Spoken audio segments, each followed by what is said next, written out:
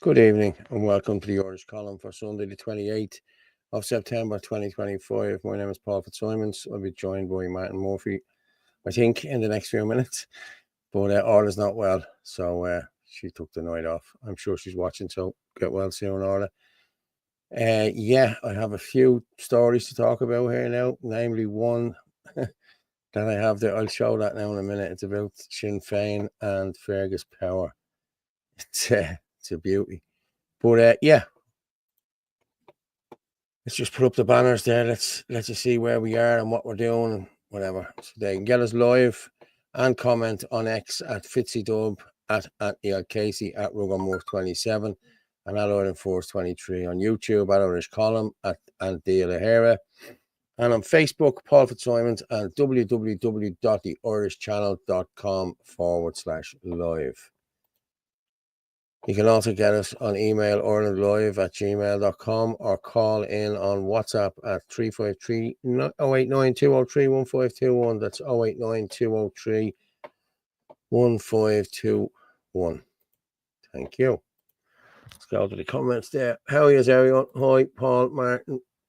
No sign of Martin yet, but hey, I'm sure he'll be in. It doesn't matter if he's not, sure. I'm all right myself. Hello, Manchester. Hello, John. Michael John, how are you, buddy? No beard. See, shaved off the beard. My ma said I look too old with it, so Mammy's always right, as you know, so that's what I did. There you go, Chris Ford. You shaved the goatee, Paul. I did. Mammy, listen to what Mammy says. No one to vote for three lefties by the looks of it. Yeah, it's a spoil your vote job, isn't it? I reckon I'm going to spoil mine anyway. I'm putting Maria Steen down on mine. I don't care who anyone else puts on theirs, but that's what I'm going to do. I'm going to put Maria Steen down. So, hello, Paul. Hello. Punch, how are you? How are you, Paul? And chat. Hello, Park. Hello. How are you doing? Spoil your vote. Michael John, get well soon, or I cuddle up to your lovely cats. Ah, God. No. Let me just have a look here what I have. I have loads of videos to play. Orla. She didn't leave me short in any way, I have to say. But yeah, I just want to go with this one here because I like, because Ferg did call this out 2 years ago nearly. So there it is there. Sinn Féin, Fergus Power and rank hypocrisy.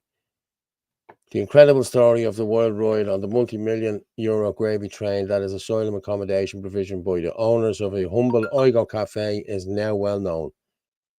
Thanks largely to the dogged and meticulous efforts of my colleague and friend Matt Tracy, whose persistence in delving into company records and other vaults of information has largely enriched our knowledge of who is benefiting from the insanely lucrative sector. As Matt detailed, Oigo Emergency Management Services has received more than 57 million from Irish taxpayers for providing asylum services to the state, making them one of the biggest players in the lucrative sector.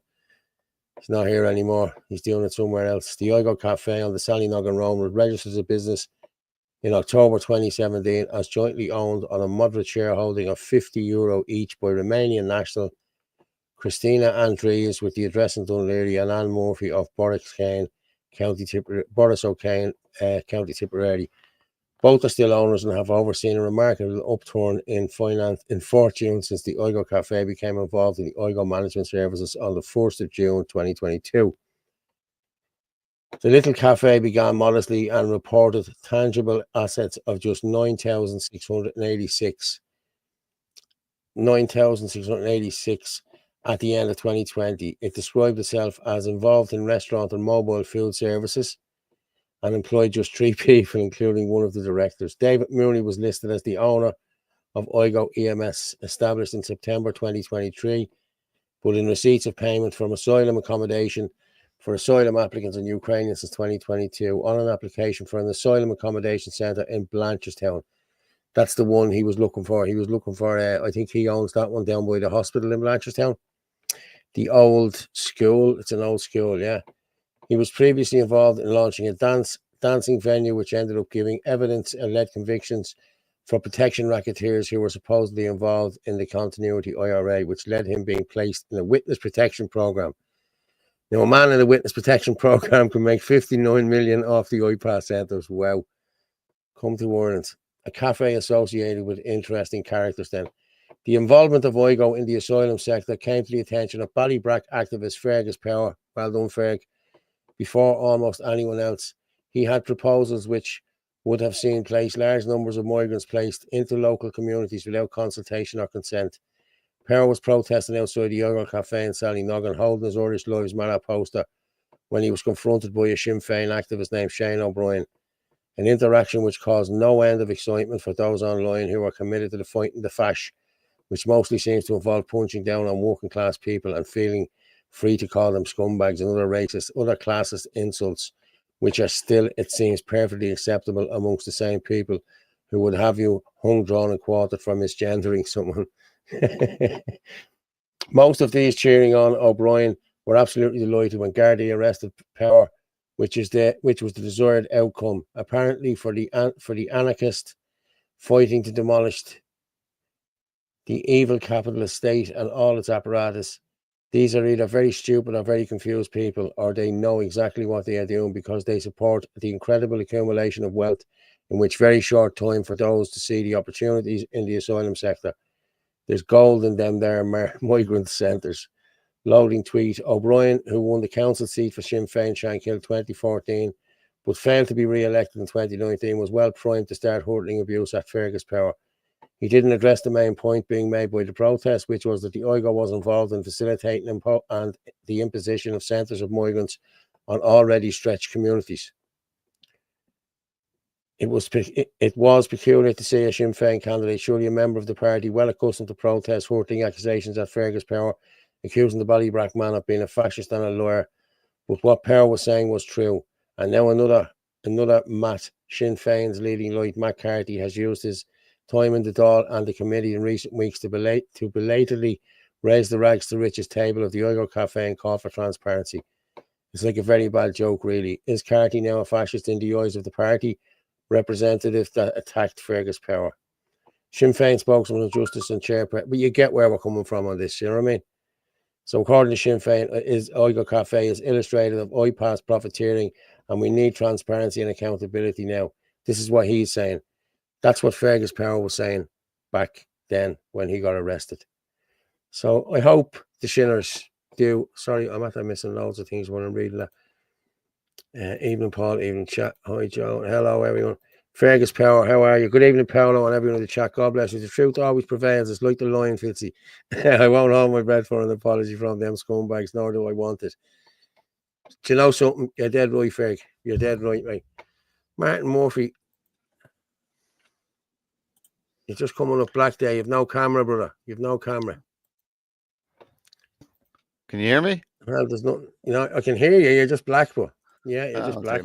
No, I'm not. Fuck you. Apologies to the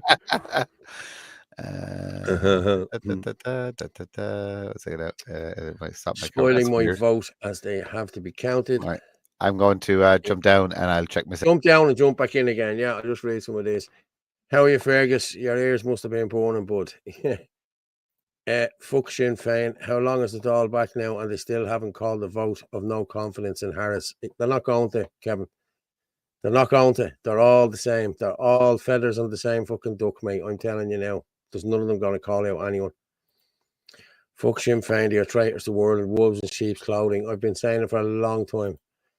Paul, you're looking in your 30s now, beardless. Thank you, Angela. Fair play to you. That's what my ma said as well. But how are you, Kevin Coyle? Chris Moore saying hi, Kevin. Hi, Ferg. Cheers. The Oigo was there years. Yeah. Sharia fail are running with a hard and hunting the hounds. Yeah. How are you, Martin? How's things? All good. All working now. Just, I'm sure you were listening to what I was saying there. I was reading that. Yeah, with for again. Yeah. Yeah.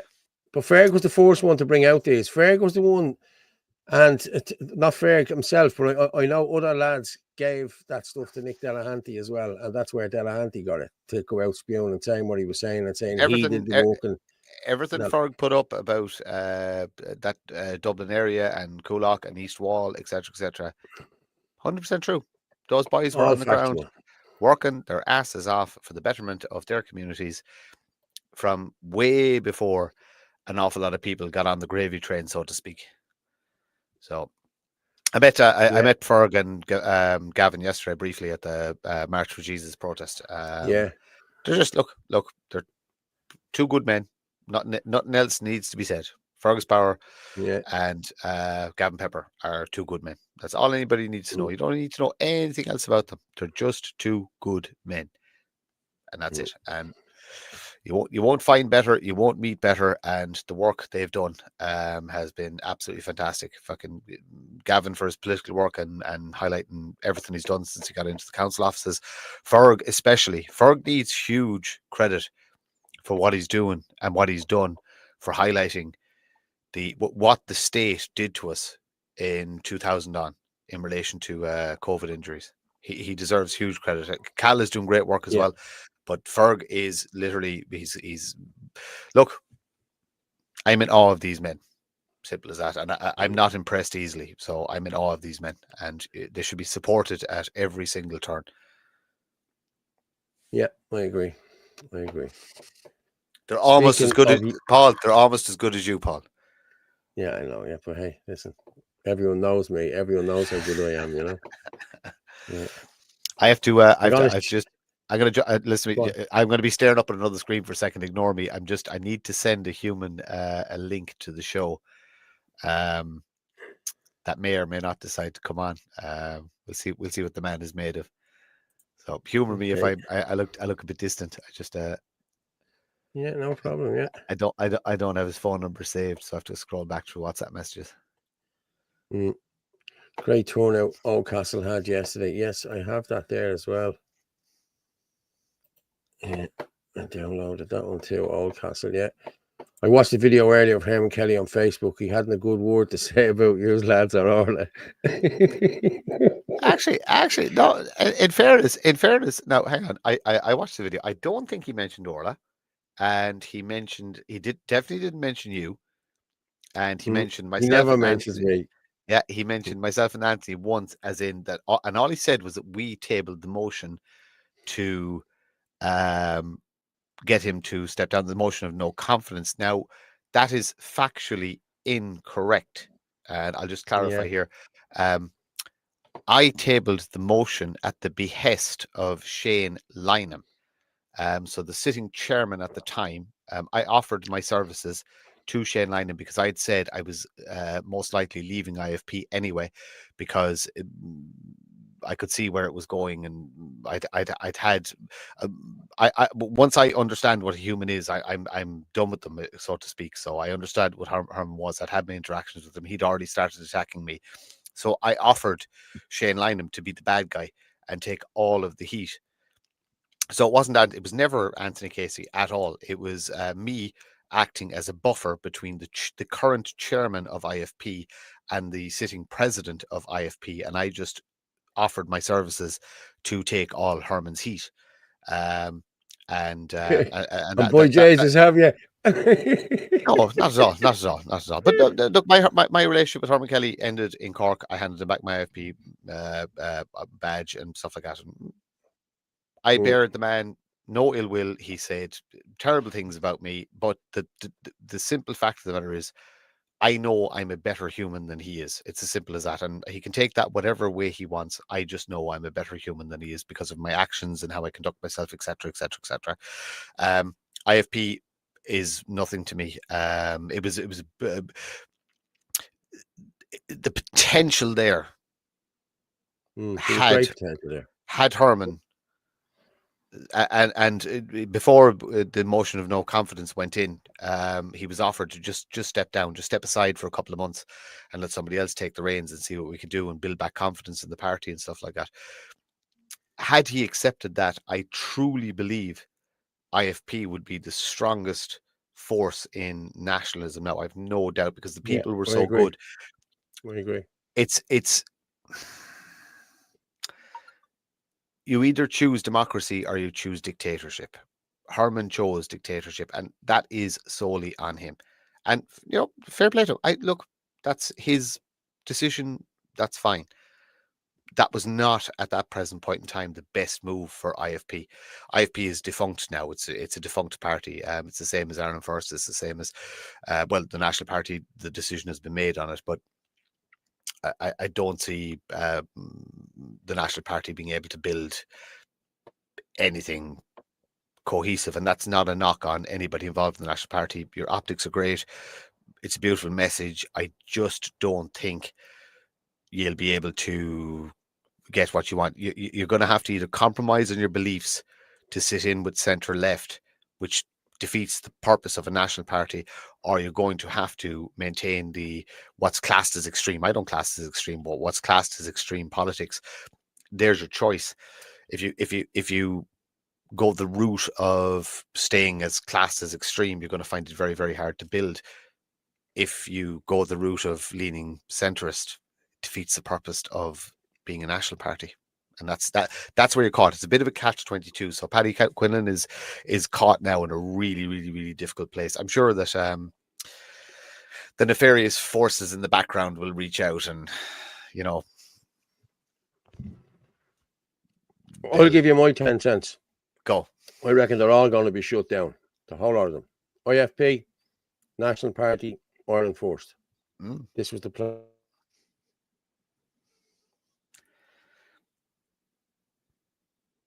It's so funny, Paul. You've just frozen and you said nothing about the Jews this time. you just literally froze. I think you froze. Well, you froze for me. So viewers, did Paul freeze for you when he said this is my 2 cents, everything? And then just went boop. Okay, well, I'll give you. Did you just get it up there? Do you know what? Who's Barbara McDonald? She doesn't like the sound of my voice because she was on last week as well. Hey, Barbara, are you? No, but she was. This human was at it last week as well. So, Barbara, are you a real human? Are you a real Barbara? Are you a real Barbara? Are you a Barbara with a Mickey? Oh, I don't know. What's the guess on Trump calling all global American Defense Force generals to a meeting on September 30th in Quantico? Are they going in hard somewhere?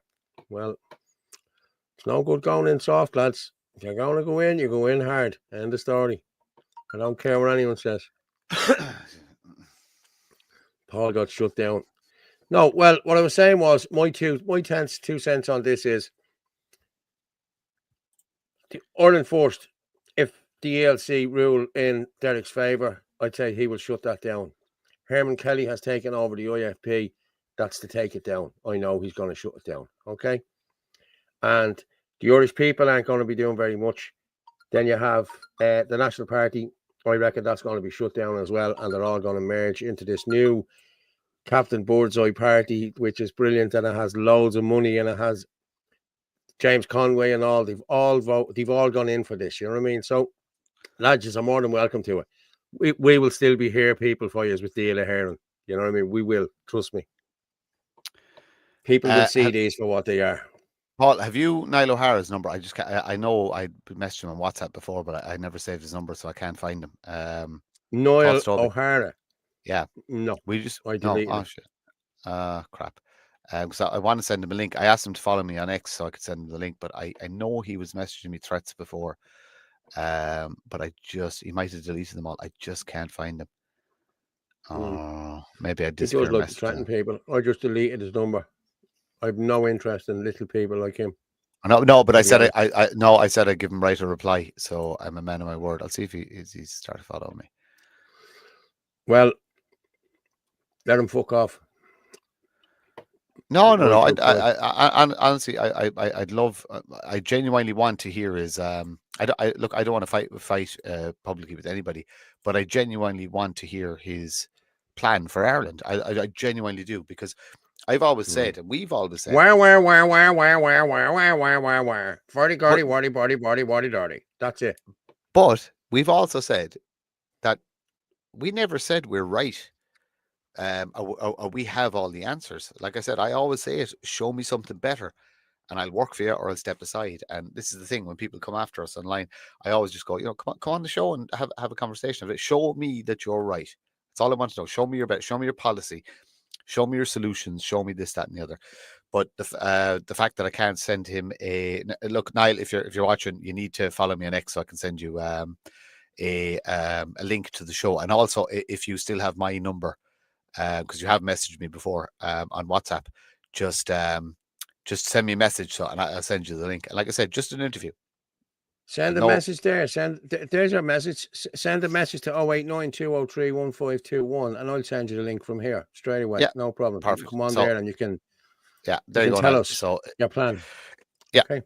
And that's it. And that's as fair as you can be. Like I said, I don't need to do machismo online or any silliness or anything like that. I had a conversation with you. You commented on a post being silly, and then you posted a picture of a man who was assaulted, and it was very, very silly, very, very silly. But you're being given right of reply, and all I want to hear is I want to hear Niall O'Hara's plan for Ireland.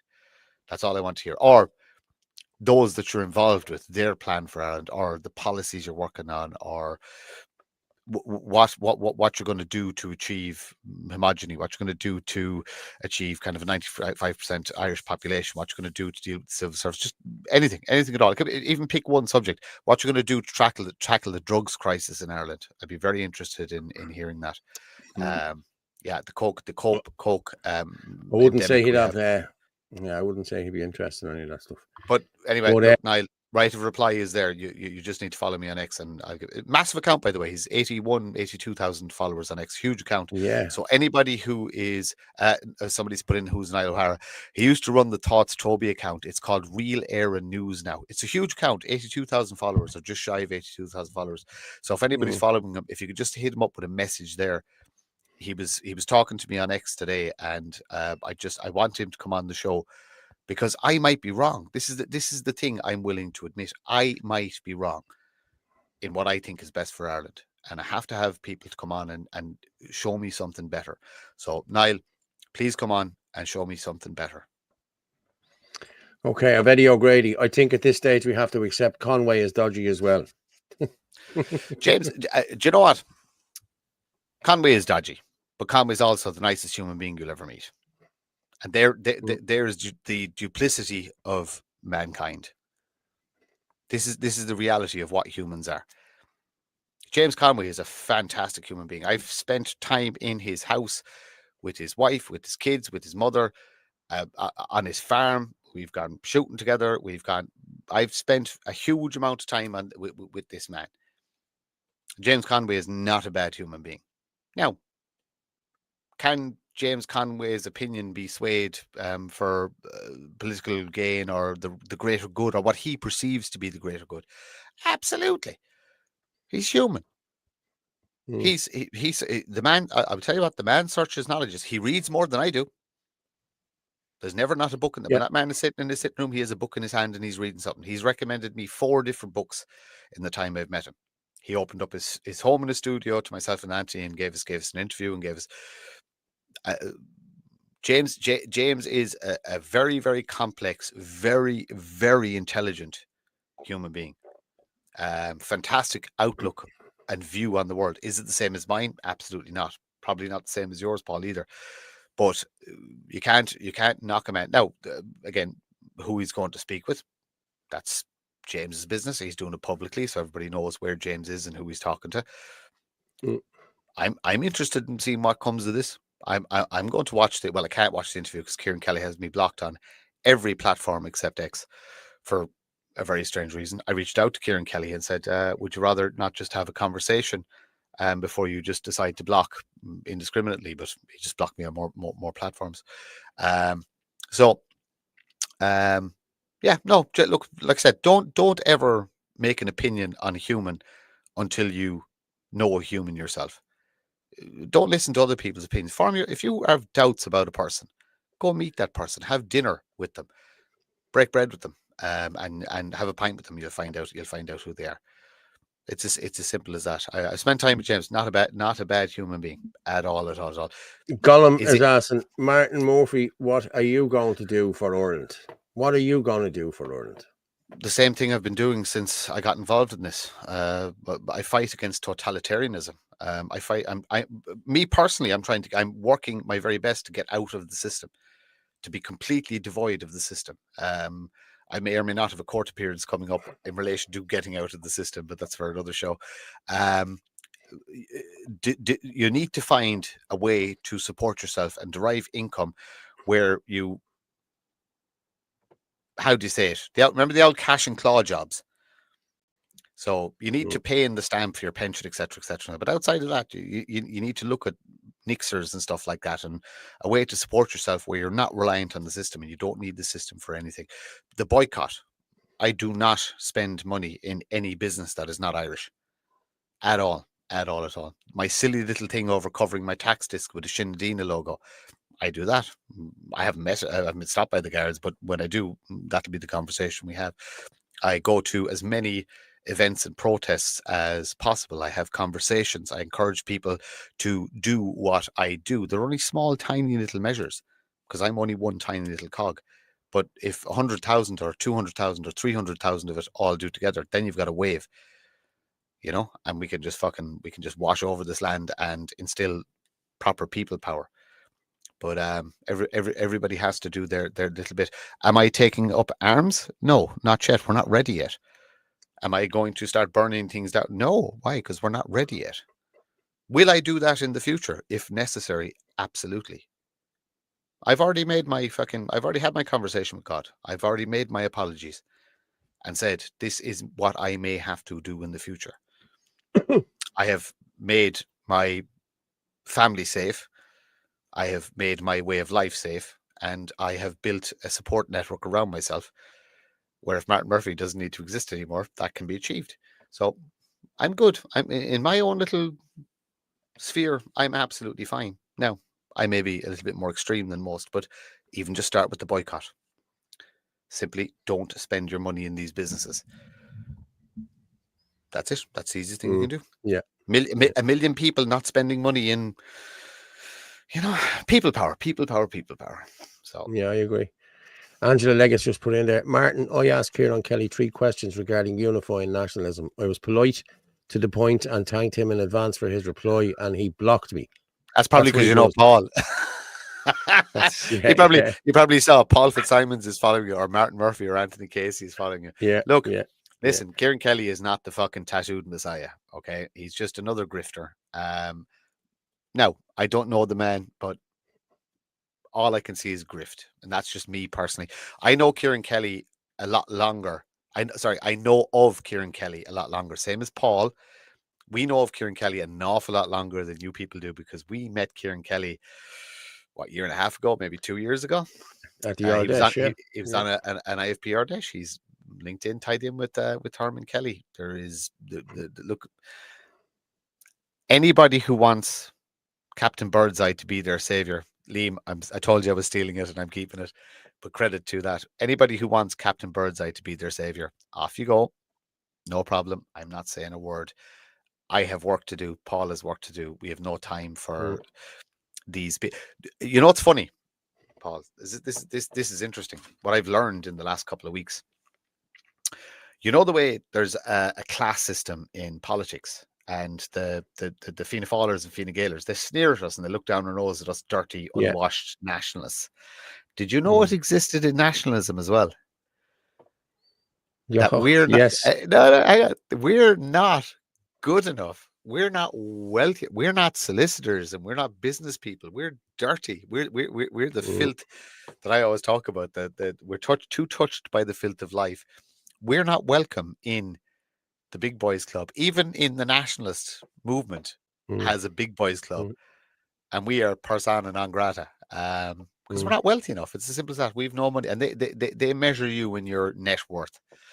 And that's what it boils down to. It's nothing to do with ideology. It's nothing to do with who we talk. Paul Fitzsimons talks to absolutely everybody. He's the one person across the movement. Yourself and Malloy, John Malloy, are probably the 2 people that talk to absolutely everybody. And you're still not good enough. Because fucking Paul, you don't have. I probably would have been if I had walked away from U's pair, I'd have been at the high table now. You would be, Definitely. yeah. Hey, Definitely, man. Hey, hang on. Whoa, hold on a second now. We go back now a small bit. I didn't want any trouble. You came to me. No. Listen, yeah, I'm all about the truth, Martin. Ye came to me, as I say. That group said, I'm all about the truth. If there's untruths being told, especially about me and who I'm working with, I will fight to the ends of the earth for that. I know these untruths, and I know the way these have all jumped on board. That's how I know this is a ready up. I'm telling you, this has been in the pipeline for a long time. There was no reason for Kieran Kelly to come after anything we were involved with at all, bar the fact that Herman Kelly sent him after us, because there's no relationship between Kieran Kelly and any of us, bar Herman Kelly. And like Paul, look, you're fairly well known. I'm not well known. Across, I have a few people that know me, but I'm not well known. You're very well known. Anthony's well known, but there would have been no reason to come after us, bar it was a hit job, by Lorraine. Bar it was a hit job. But look, you know what? It is what it is. I messaged. Paul is loaded. Look at Paul is loaded. Look at his sitting room. Paul, I've got. Do you know what? Do you want to do it at the same time? We turn off our screensavers and show them what poverty looks like. No, you're all right. No, you're grand. I'm okay. I'm happy with what I have here. Yeah. You want to know what fucking poverty looks like? Fucking hell. I was struggling to. I had to drive to not had to. I chose to drive to Dublin. The March for Jesus yesterday. I'm not joking, Paul. That was I needed that. I really needed it. It was there was a moment where we were marching towards the stage. Yeah. And the music was playing. It was kind of at the end of the march, and but the pace started to quicken, and the music was blaring, and it's great, and it just was. It was divine. I've no other way to describe it. The sun was in the sky. It was supposed to be pissing rain. There was music. I've never seen so many smiling faces. It was a second there. You're back. What did I? Go on, you're back. Yeah, you're back. Yeah. Go on. It doesn't matter. I don't need audience. I said, I sit and do this most nights by myself and just fucking talking to the microphone with the computer off.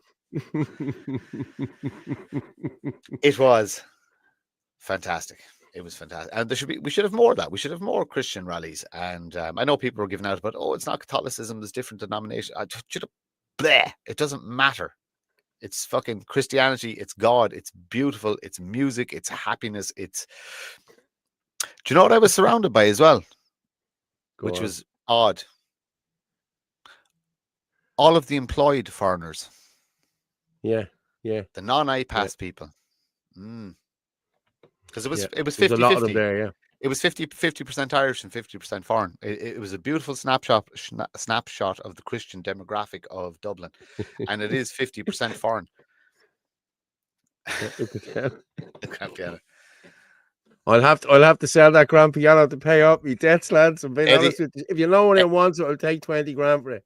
Eddie wouldn't know anything about internet pictures or screensavers or manipulating pictures or anything like that. Yeah, he's a pure old Kerry Bogger. He wouldn't know anything about that now. Yeah, he just takes it for granted that that's real behind you.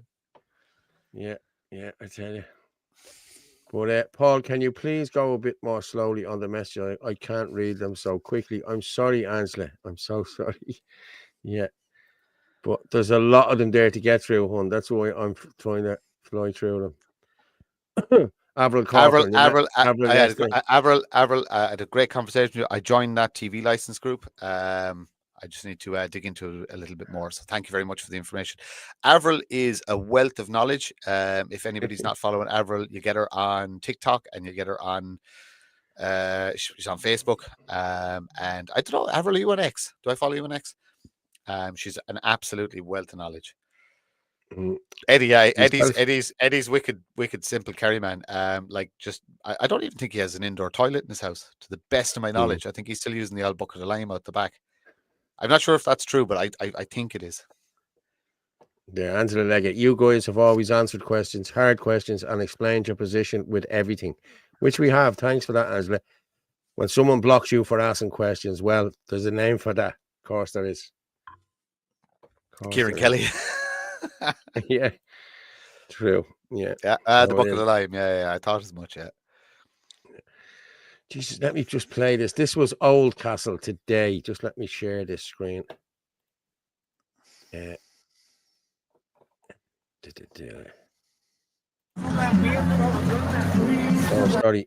sorry. This is the March for Jesus. Sorry, this was yesterday. This was the start of it.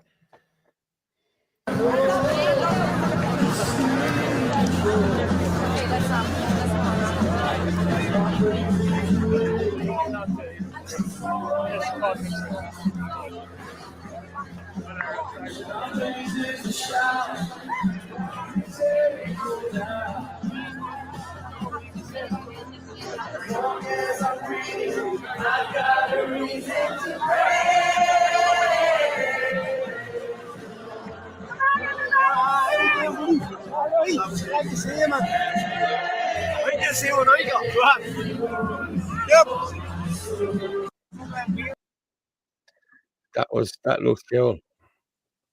That was only the start of it. You want to see how big it got? Yeah, there's pictures there. I have more videos. The lefties just moved off before that, so I think I got to I was walking up up to the Garden of Remembrance about 1:15, and the lefties were just about to set off, and there was Sideshow Bob. You know, that guy, clown, the fill in it, look-alike fella. Yeah, he was at the front, and the other student union dude, the tall guy who pretends to be a woman. Oh yeah. So they were at the front of the fucking things. I just stood there looking at them fucking, and I was dressed like a fucking hillbilly with a peak cap on, like fucking. I presume they thought I was there for the fucking American football match or something like that. But I was just gawking at them, and I actually thought I was looking back, I was going, holy crap, that looks like it's going back a long way.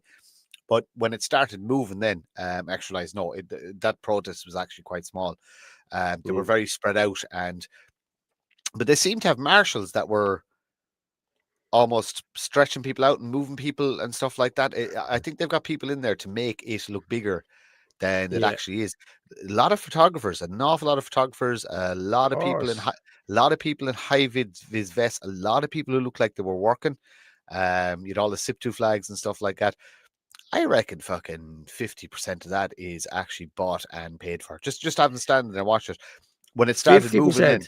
No. Well, the whole lot. There was a fair amount of dopes in there as well that but when it started moving and it compacted together, you can see there wasn't actually a lot of people in it. It's all curated. They're very good at what they do. Shop and Tesco Supervalue West. It's just look, if you know a local bread maker or somebody's producing bread, actually, affect that. Just buy your ingredients and make your own bread. Buy your meat from a local butcher's, and if you can get your veg from just a local grower, you don't actually need anything else. If it comes in a package, you don't need it. You need meat, you need a small amount of carbs, and you need a small amount of vegetables. That's it. Meat, eggs, and butter are the three primary food sources you need in your body. Buy your meat from. Do you know what? Yes, it is a little bit more expensive. Oats and barley. They're a fantastic way to. If you're buying mince and you can't afford fucking 2 pounds of mince to feed the family, put some oats or barley through the wet mix, the cottage pie mix or whatever, and like that. You're still getting bulkage. You're still filling your stomach. You're not using as much meat. Treat your family to roast beef or a steak at least once a week. Try and eat as much red meat. Actually, deer hunting season. There'll be a lot of people selling venison. If you know local hunter or guy selling venison, buy venison. Buy huge amounts of venison and freeze it down, and it's fantastic. You can burgers, sausages, venison steaks. There's so much you can do with it. It is so nutritious. It is unbelievably nutritious. Get in touch with your local gun club. Find out who's a serious hunter and who will be selling venison. You know what I mean? When the bird seasons open up, who'll be selling things? Can they sell you just the meat as opposed to giving you a fucking pheasant that you'd pluck yourself? And like I said, your local butcher. Do that. Eggs, like I said, if you can get them free range, there's loads of people have eggs. Duck eggs as well. If you know anybody with ducks, duck eggs are they're way bigger and as nutritious, if not more nutritious than hen eggs. So that's it. Grow a small little bit of egg yourself. Sometimes some seasons it works, some seasons doesn't. My spuds were shit this year. They were absolutely crap. I got feck all back. I don't know, was that the weather or the chemtrails or what was it, but they were just crap. But try and grow a small bit yourself. Spuds are easy to grow. You just fucking stick them in the ground and walk away, spray them for the light, and that's pretty much it. Like I said, there's loads of farmers markets in your local towns and stuff like that. There's a market on every Saturday or Sunday, or sometimes on Thursdays in towns. Go and stock up for the week.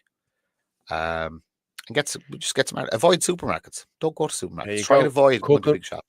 Cooking with Martin on Sunday nights. There it is. I used to be a chef, and I did toy with the idea of doing survivalist stuff, but there's huge. I don't need to. There's huge amounts of videos out there on how to survive. You just have to inform yourself. Join Shinadina. There's a couple of groups in Shinadina that actually deal with that. Basically, how you don't need medicine anymore. They'll teach you all the old nettle soup and nettle tea and antihistamines and things for inflammation, and there's a wealth of knowledge out there. All you have to do is turn off any state-sponsored radio, turn off any state-sponsored television, and go and do a little bit of research, and you'll be fine. I do love fish. Remember the thing used to be on Martin loves fish. Do you think Martin loves meat would be as popular? But we could get that going, Craig. Listen to me. Actually, do you know what? Hunting with Martin and Ferg. yeah. That'd be a good one. Yeah, that'd be a good one. Having experienced how strong Ferg is, I believe Ferg could take a deer down with his bare hands. Do you know he's scary strong? I know. Martin won't buy from, but happy to march with them. So, religion and faith is a beautiful thing. Who do we want rid of other than the government? We want rid of scammers. We want rid of iPass people. We want rid of dangerous people. Ireland, we've already said Ireland can never be 100% Irish. That's unrealistic. So we said 90 to 95%. So who are the other 10% going to be? Well, they're going to be whatever we need. I bear no ill will towards any man, woman, or child. And I want every man, woman, or child to be successful in their own country. If we genuinely need a doctor, because our system has not trained enough Irish doctors, or our Irish doctors have left because the terms and conditions are not good enough. We have to get in a foreign doctor. That person can be here on a work visa. Do they have a right to own property? I believe no, they should not have a right to own property. They should be allowed to stay, pay an extremely high tax rate, do whatever they have to do for the amount of time that they're here, and then go home. Do I deny love? If a foreign person falls in love with an Irish person and they get married and have children, do I support it? Absolutely not. But am I going to deny it? No. Who am I to deny one human being falling in love with another human being? Absolutely not. You're looking for perfection. It doesn't exist. Go chase unicorn farts. Or if you're criticizing, give me a solution. Show me something better, as I always say. What the march was yesterday was a beautiful show of Christianity and of a certain way of life that is not Jewish, that is not Islamic, that is not atheist, that is not whatever the blue-haired people are. I don't think they believe in anything. A beautiful, beautiful way of life. And I respect anybody who chooses that way of life. I put a message into Ferguson. I've never seen so many smiling faces walking in that march and that protest. I have not experienced that much joy in years. It was absolutely fantastic. Those aren't bad people, and they are not my enemy. Do I want them to do well in their own countries? Absolutely. I wish them the very best. I want them to go and fight. If they're running away from something, I want them to go back and fight for something better. If they're coming here on a work visa for a couple of years, because our system is so crap that we're exporting all our youth and all our talent because the cost of living is too high here. That's a failure on us, because we put the people in power that put those systems in place. That's not their fault. It's our fault. And I accept responsibility for that. So to the scammer, I have nothing but bad fucking thoughts for you.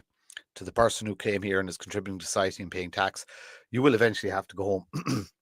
Unless you've won the lottery and fucking fall in love with an Irish person. But I bear those people no ill will, because they don't bear me any ill will. Why would I? I want them to succeed in their own countries. And if they come here to get some skills and bring them back to their own countries to make it better for their people, so their people don't have to run here, job done. Job done as far as I'm concerned. I have a bit of red hair that's driving me nuts. It's really red there. So I see Herman has made himself the president again of IFP 2.0. Yeah, he has. So, it just gets better and better. The shit show just keeps. It's the thing that just keeps giving, isn't it? Show. What's Jerome saying? Yeah, I mean, he's slagging off. He says Ferg just tells the fish to jump in the basket, and they do. I've no fucking doubt. I've no doubt. They probably fucking jump out with a tricolour on. Somebody just sent that to me there. Hang on for a minute in the chat. If I can see this. Google shows this man as the wealthiest man in Ireland. See this fella? His name, this is from Google, right?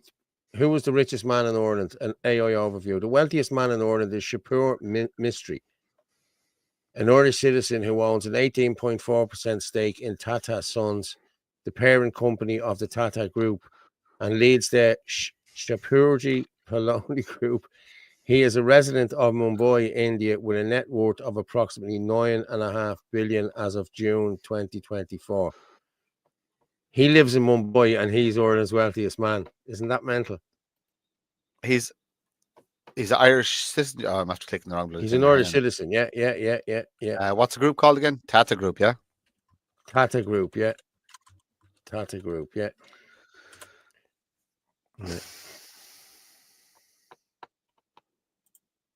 His name is Shapiro Mystery.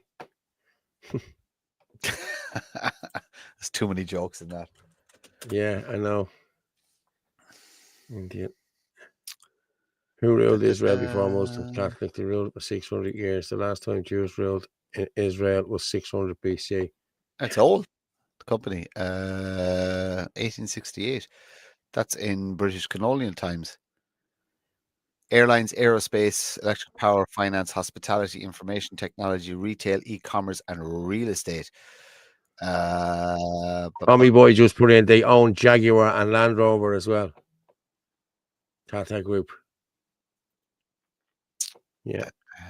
Okay, so Tata Group. And yeah, let's find who is he? Friend of Varadkar. Is he the majority shareholder, or he owns 18.4% stake in Tata Sons. It's the parent company of Tata Group. Tata Sons is the parent company of that one there you're talking about. So Ratan Tata, yeah? His name is Shapur Mystery. Shapoor Mystery. I'll share it. I have a Cyrus Mystery from 2012 to 2016. So it's a family connection. Hang on, I'll go to this guy. Yeah. Cyrus Mystery. Yeah, Tata Motors, yeah, airplanes, fucking hotels, Air India. Would they involved in a plane crash there? Not so. Oh, they've got Starbucks. Starbucks. Yeah. And they have tea. Wow, they're in everything. Holy crap. Yeah. They're in medical devices, trading and distribution. Holy crap, they're in a lot of stuff. Okay, so sorry, now I clicked a wrong link there, and my computer is saying no. Right, well, I just thought I'd throw that out there. Fair play. Thanks very much. But I'm just gonna I'll keep digging during the show and just confirm that he is actually he's where was that information taken from that was sent to you? It was just AI, I think, or Google AI. Google recognizes that man as Ireland's richest man, but look where he resides, India. Yeah. I'd say this Cyrus guy is probably his dad or uncle. He was gone out of it in 2016. There's no mention of, look, I'll have to do a bit more digging, but he's an interesting guy to look into. And why does he have, if he's a multi-billionaire, why does he need Irish citizenship? Exactly. Now you have it. What's his name was again? Shapur. Can you spell that for me because I can't see the screen? Shapoor.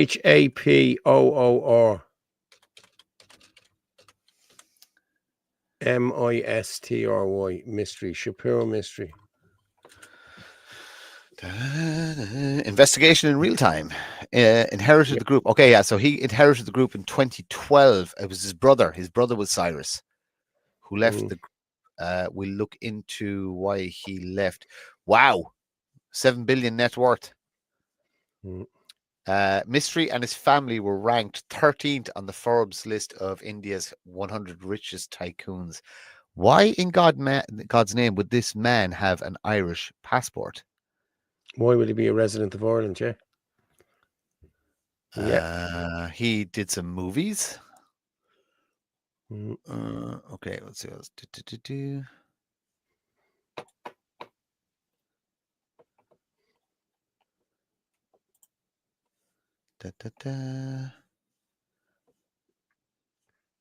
Ferg just asked if that's the same company taking over Irish pensions. I don't know, Ferg. Martin is looking into it there now. We'll dig into it. Yeah, there's very, very, very little information on Shapur.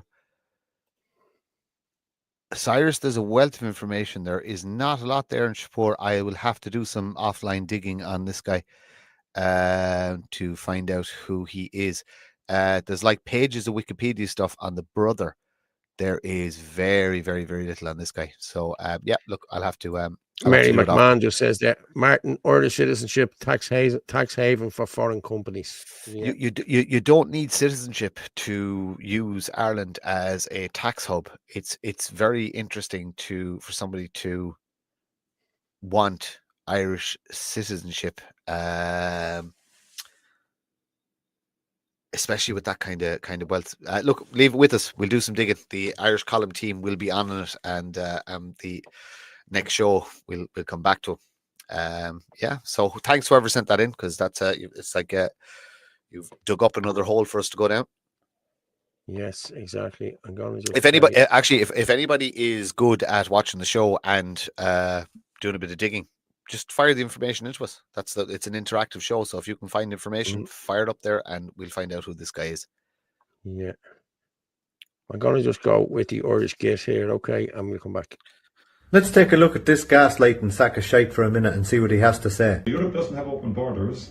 Ireland doesn't have open borders. We control our borders. Europe doesn't have open borders. Ireland doesn't have open borders, and we control our borders. Man who lived in Ireland under fake name remanded in custody for love triangle murders. Fingerprint of Cork prison inmate matches 27 different names across England and France.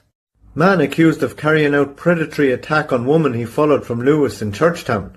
No documentation and only in the country a few days. Man jailed for 3 months over unprovoked attack on woman jogging in Dublin.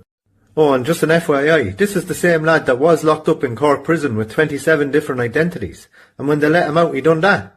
I could go on for ages, but we all know he's gaslighting us. Europe and Ireland certainly do have open borders. We have open borders so we can have mass migration, and mass migration doesn't work. It's proven not to work. I wonder what the foreign-born prison population is in Sweden. While a specific updated statistic for Sweden's foreign-born prison population isn't available in the provided search results. Because Sweden got good at hiding all that data, and there's a reason for that.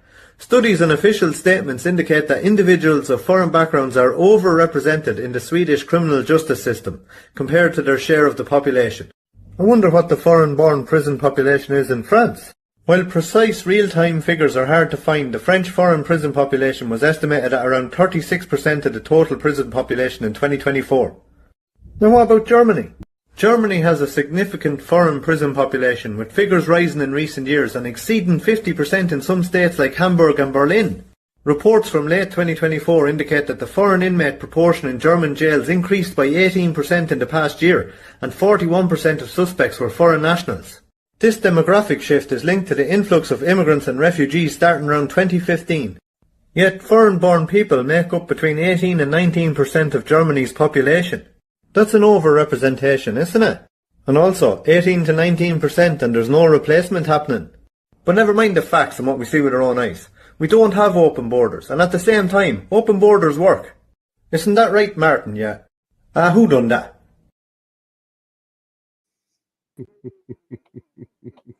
I hate having the same first name as Micheál Martin, because every time someone says Martin, I go, "What? What's it saying about me? What's it saying about me?" I know. Yeah.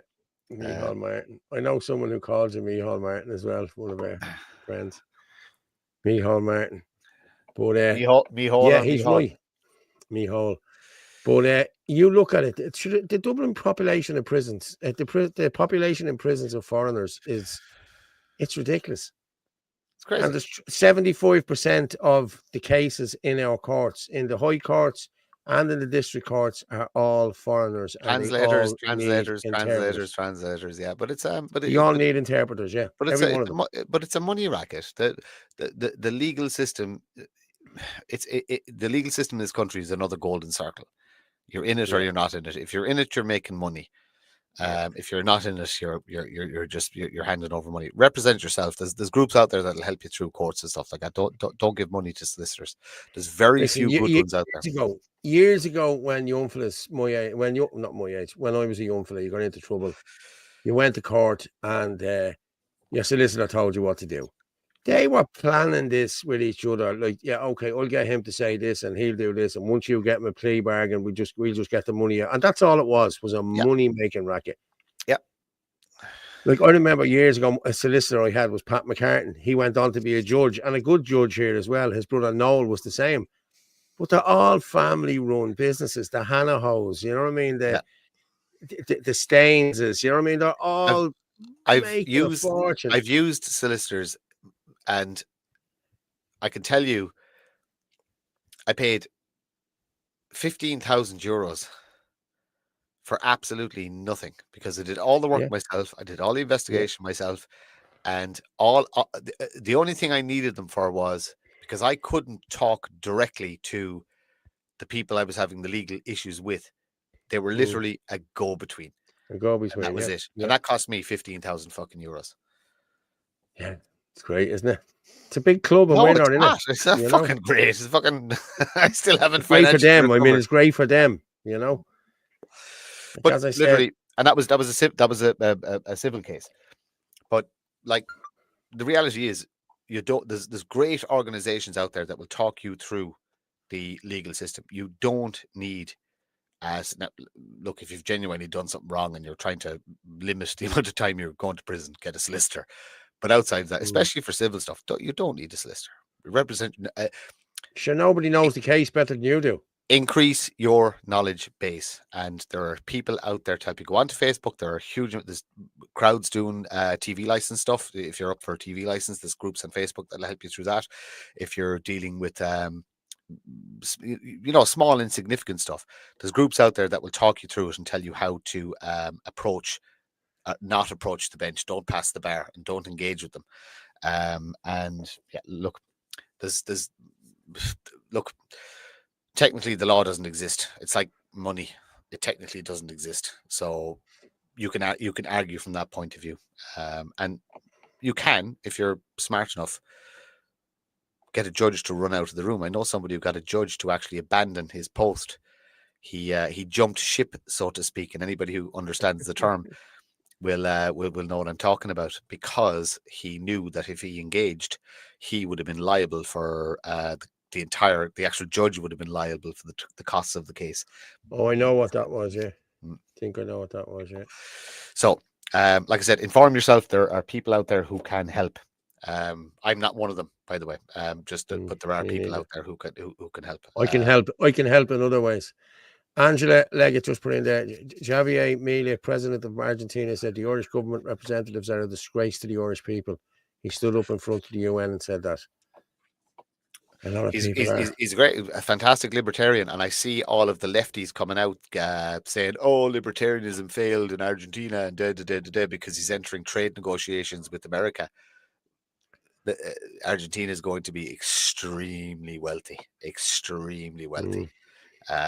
All he did was cut what 70% of the civil service, and made a couple of other reforms, and forced people who've been on the golden cow for a very, very long time to go out into the public market, and they all realize they've no skills whatsoever, so they all have to take low paid jobs. Fantastic leader. Dan Breen there. The fact the politicians appoint judges in Ireland says it all. Corruption of the highest order. That's it. Should judges be voted in? Who should? Are they not voted in by the government or whatever? Well, like no, the they're appointed. But how would you go about appointing a peer? Who should be a judge? Who should be a judge? See, it's usually ex-coppers and all, isn't it? Ex-coppers and ex-solicitors and barristers. Ex-barristers and solicitors mainly. Politically aligned ex-barristers and solicitors. Yeah. But should somebody who Judge Nolan was a guard, I'm sure. But somebody who is judging the people, should they not be of the people? Yes, exactly. Yeah. Like, I don't believe in the single judge. In criminal cases, for serious crime, it should be a jury of your peers. But I don't believe that in other cases where it's the judge making the decision, the judge should sit alone. I should believe there should be a panel of 3, 1 legal expert, 1 person of the community, and 1 person of the people. And that would be my ideal system. Civil cases are nonsense. For the most part, it's the only people winning are solicitors, taking huge chunks of change out of silly payments and stuff like that. Hang on there. Someone's just saying that. What about Paul? Look up, talk about him. Use all his videos. Help the man. He has kids and all. Oh, absolutely. He's talking about Paul Nolan. Absolutely. Ferg, I actually saw Paul. Ferg, you're in the comments there. Okay, if you can, if he wants to come on there and have a chat, he probably won't be able to talk about it. But listen, if he wants to come on and have a chat with us, I'd like to talk to him about it. So I haven't got his number. I have him on Twitter, but do you know what? You know what Paul Nolan was doing on Sunday? He was working. Yeah. Same as he does every single day. He was hanging off monuments. He was standing up on walls to get good camera shots. He was going through the crowd. I saw him numerous times working his ass off. He's basically got the state coming after him, hell for leather. What was he doing? He was out doing his job. If he's got to buy me a coffee, if he's got a GoFundMe, if he's got anything like that, please throw a few quid his direction. Yeah, please, and Paul, please, if you want, contact me there on 089 203 1521. And Ferg, if you have his number, Ferg, just send it on to him there, and I'll send him the link if he wants to come on and have a chat for a few minutes. Because I'd like to get his thoughts on this, because it was a landmark case. It was the first ever case of its kind. It's all bullshit. It's all bullshit. Yeah. You know, it's just to shut people up. They did the same to Ross Live. They've done the same to Terry Kay. They've done Philip. Yeah, Philip. Look, this is what's coming, people. This is what's coming. Paul Fitzsimons is next on the chopping block. I won't be within 20 feet of him when he gets nicked. Yeah, I know. I'll send you a card. I'm next, all right. Yeah, enjoy prison.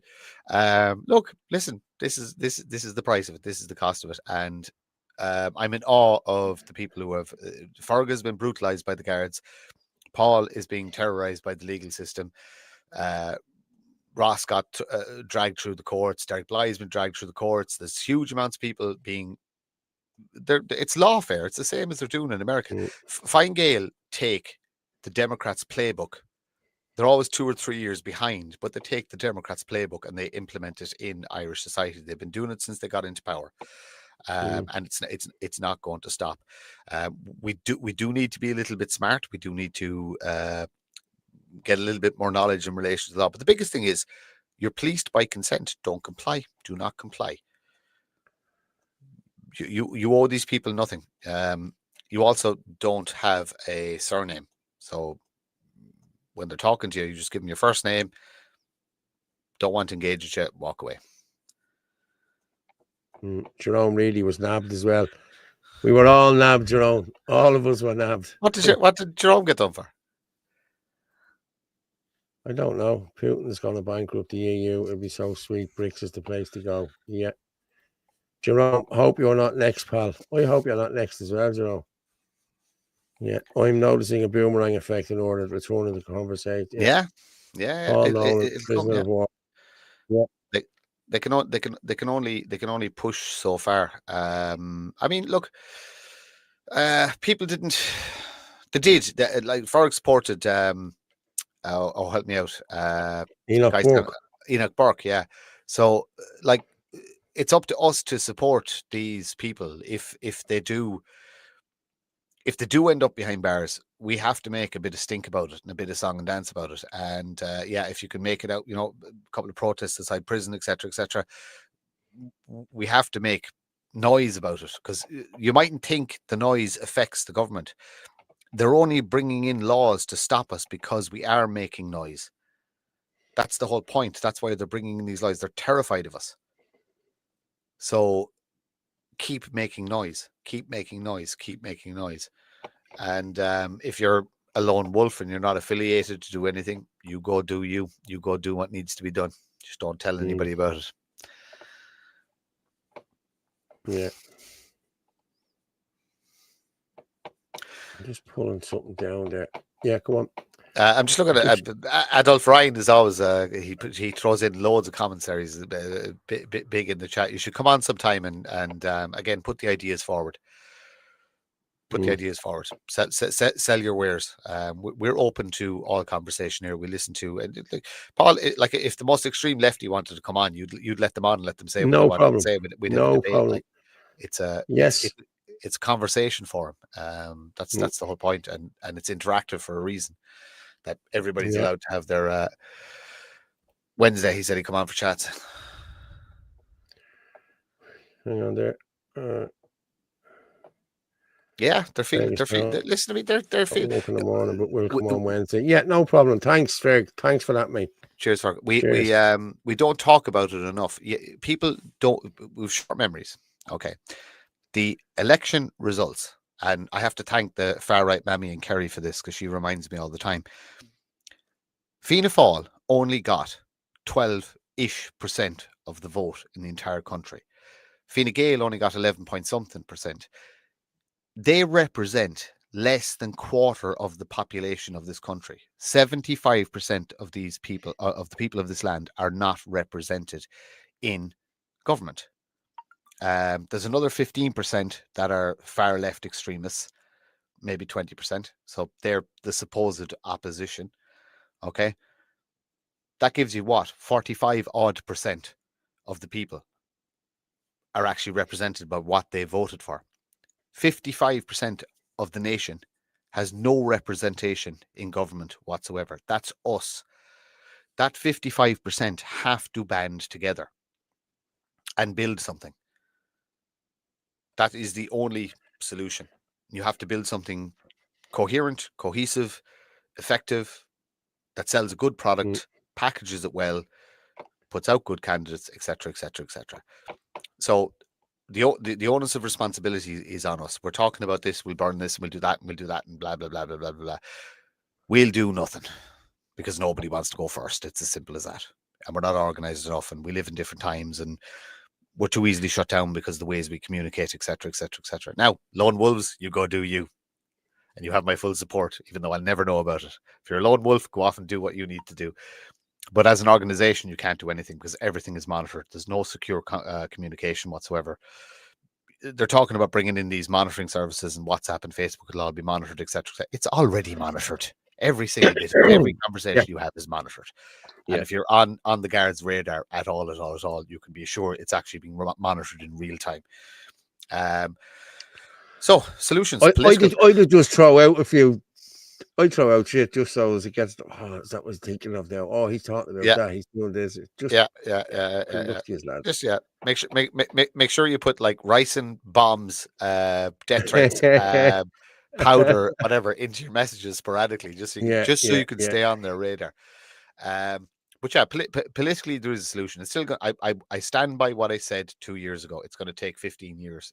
It's going to take 14 years now, 13 and a half to get a viable movement going. But it's possible. It is possible. It is possible. It's going to be centrist. It's not going to be right wing. It's going to be centre right.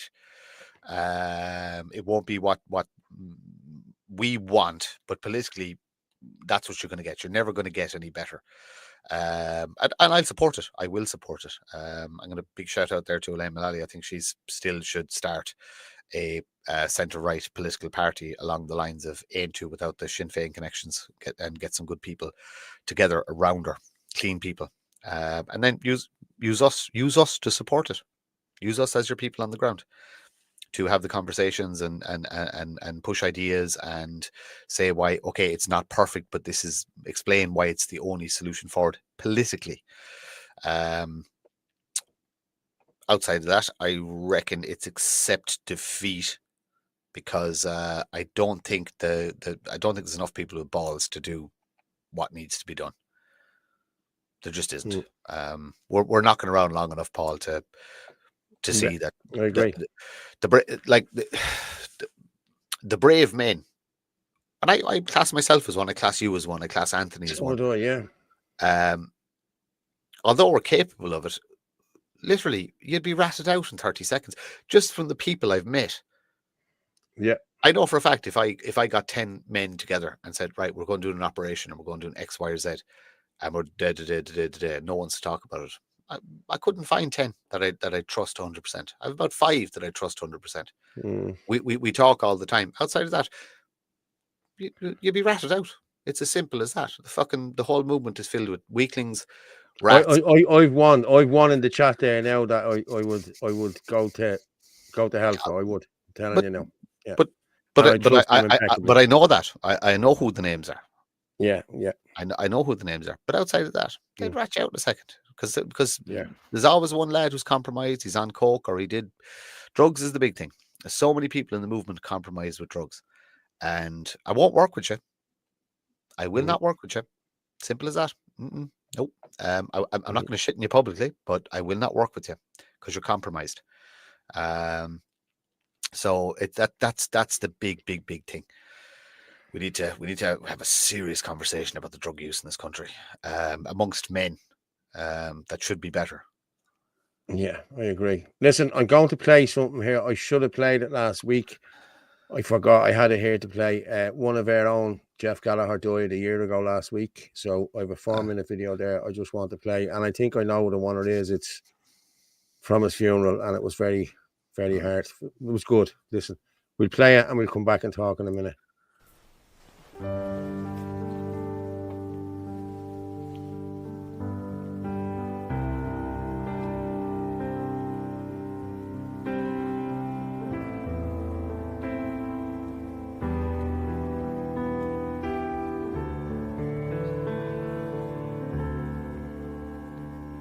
You shall cross the barren desert, but you shall not die of thirst.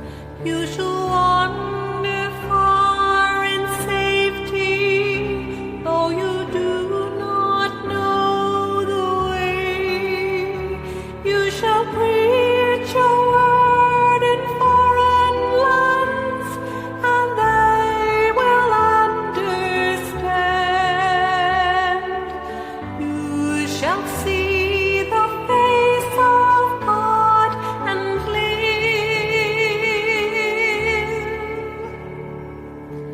Be not afraid. I go before you always. Come, follow me,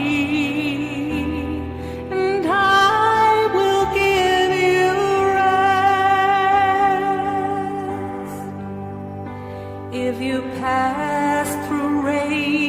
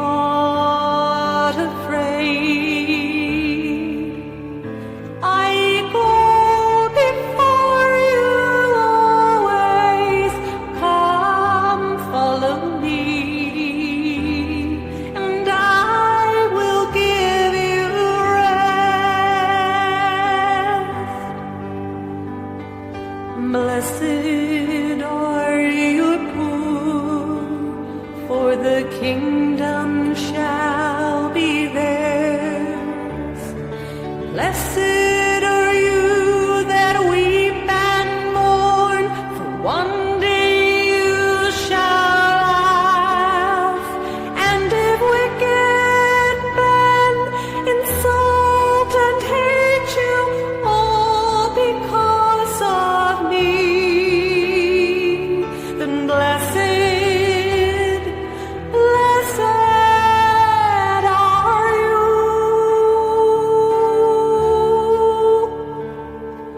Be not afraid. I go before you always.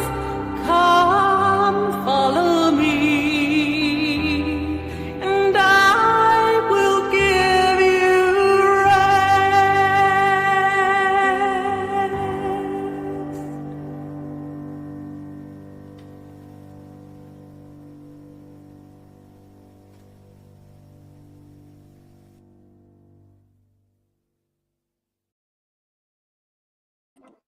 Jeez, he was a young man, wasn't he?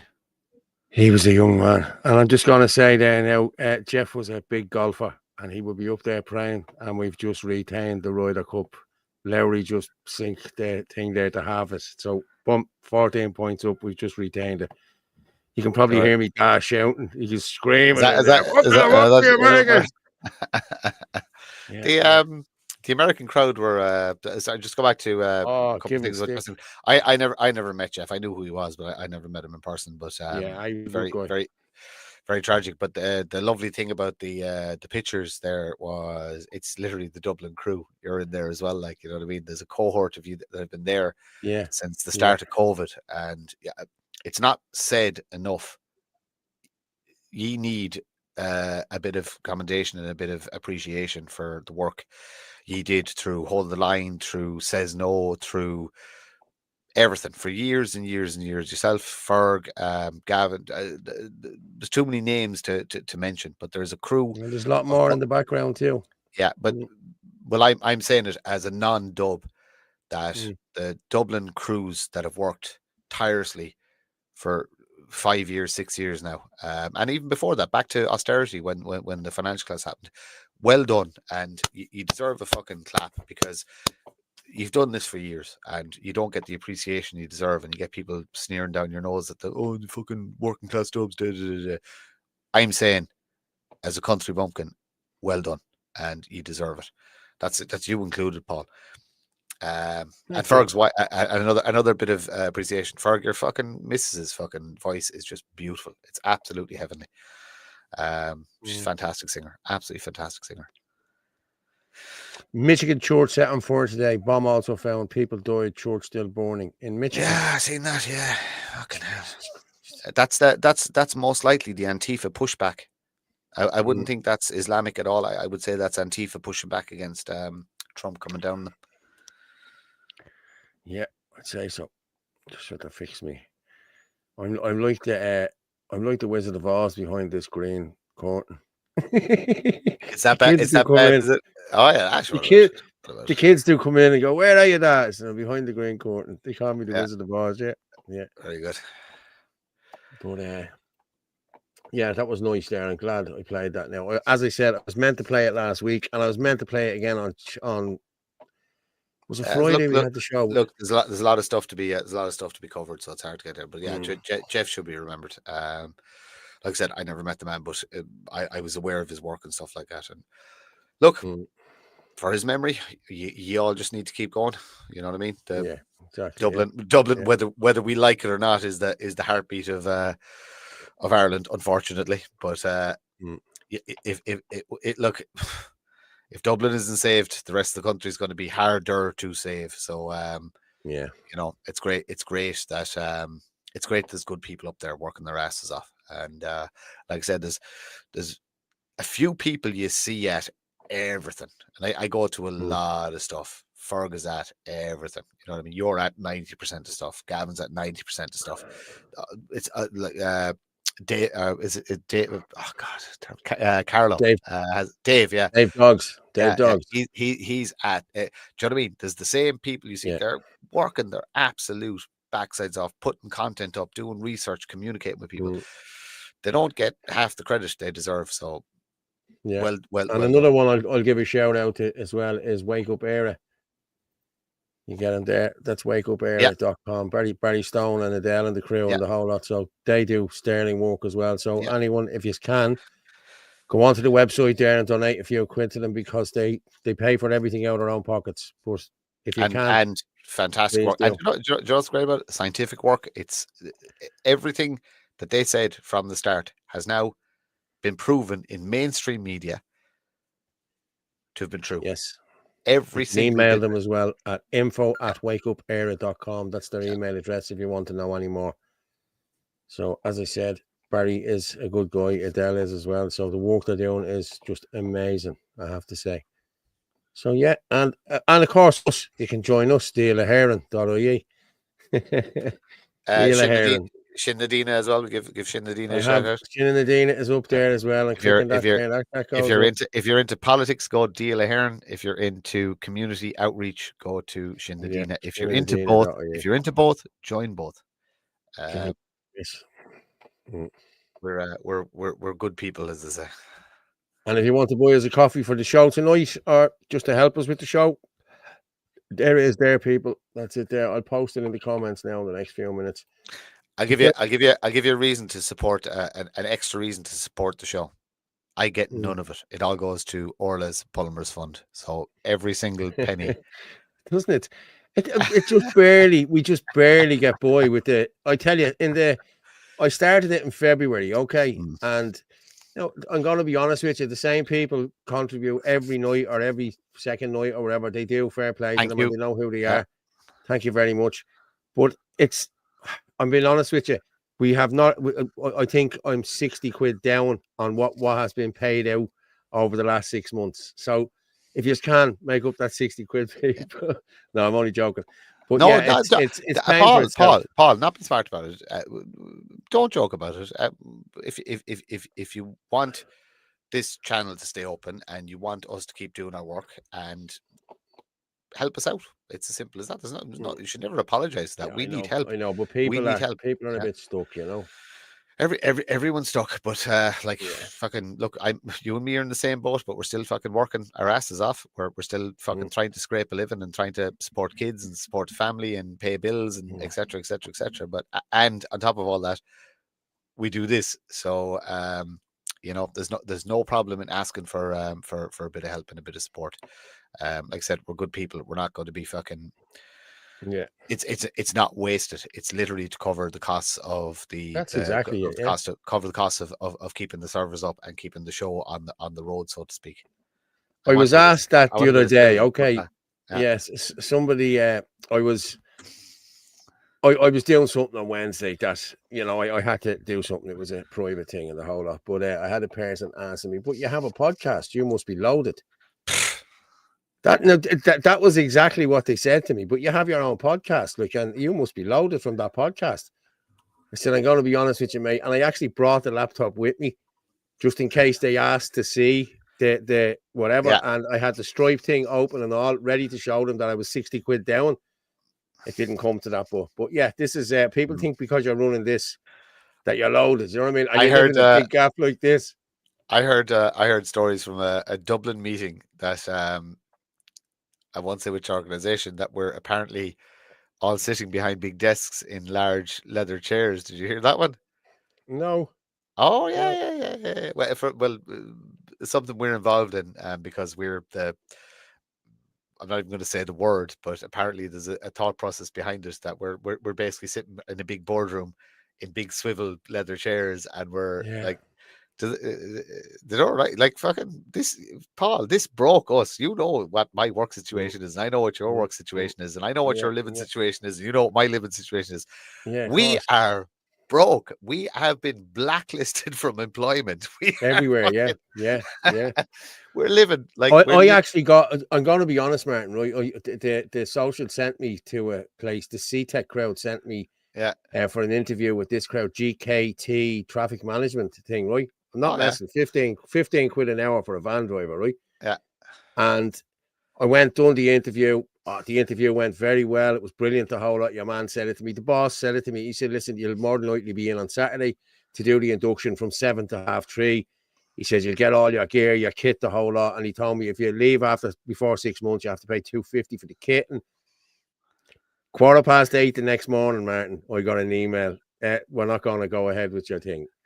Because I I couldn't believe it. Couldn't believe it. I got offered, but no, I got an old boss of mine reached out to me. I'd worked for him in years, and he sent me a message. He rang me a couple of times, and I'd missed the call, and I rang him back, and I said, "Yeah, we chat sometime. We couldn't really talk. We're always busy." And he messaged me. I said, "Look, what's it about?" And he said, "Job in Waterford, and X amount per year, good salary, similar to what I would have been on before this. I mean, a nice salary, nice bonus, back to what I was doing." And I was there. Geez, we haven't spoken in a long time. I just said, "You need to Google my name, because if you offer me a position, the client is going to Google my name." So he must have done it because he hasn't been in touch since. That's what happened to me. Yeah, I came in, I said to my sister, I said, "Jesus Christ, man, I'm at that applying for about 25 jobs here. I'm not even getting a reply." Yeah. She says, "Go on and Google your name." I said, "What?" Yeah. She said, "Go on and Google your name." There's the first picture you see is me sticking my tongue out, coming out of the court. You know what I mean? It's a nightmare. So look, it is. Look, it is what it is. What it is. This cause comes at a cost and comes at a price. But for anybody who thinks we've money, we have the fucking pot to piss in. And I'm living on the. I'll tell you why I'm lucky. I have, and I presume that the far right mammy is watching.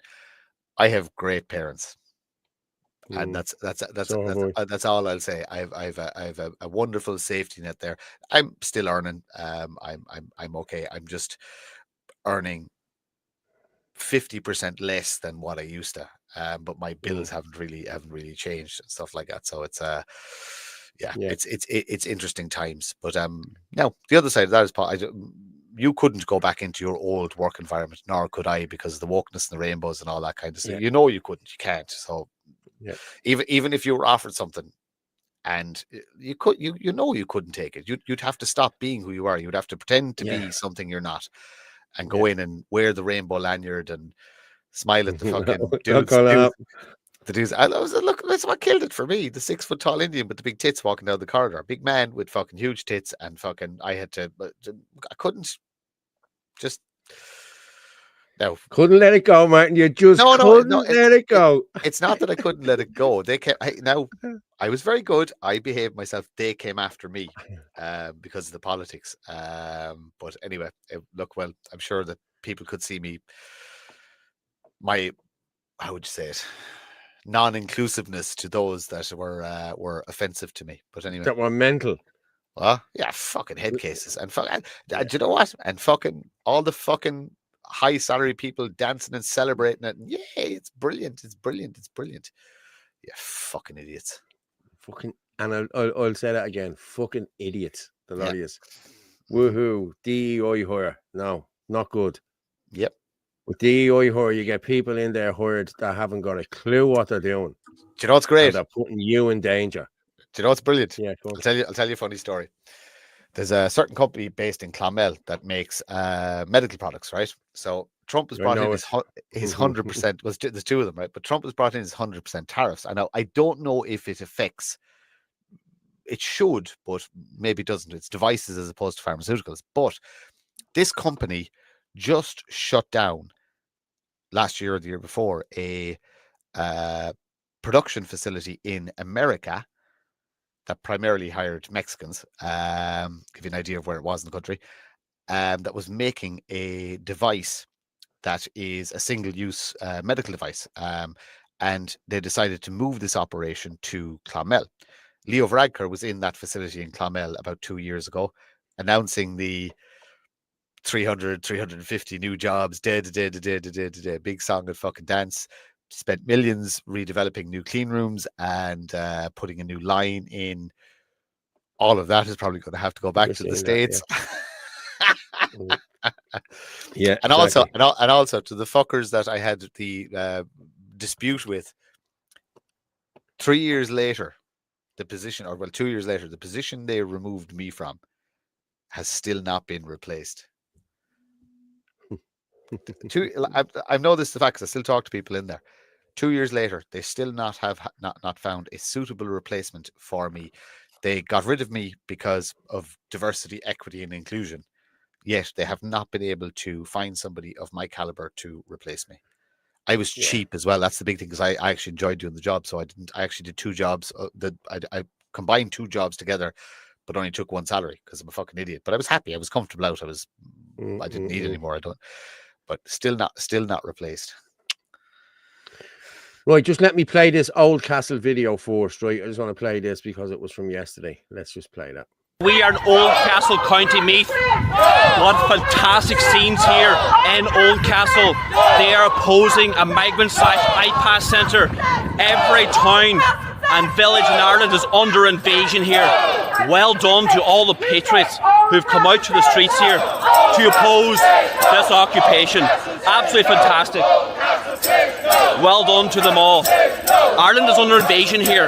In the next 10 to 20 years, Ireland, the Irish people, are going to become a minority in their own town. You've got the leader of Ireland, Micheál Martin, saying we're mongrels. We are an ancient people. We're a noble people. We evangelise the whole of Europe. We say no to this invasion. We say no to being browbeat. Enough is enough, everybody. Fantastic scene. I'm so proud of the people of Oldcastle. Really important to share these videos with all your friends and family. Let's keep her lit now as the Ireland is Full banner goes by us there.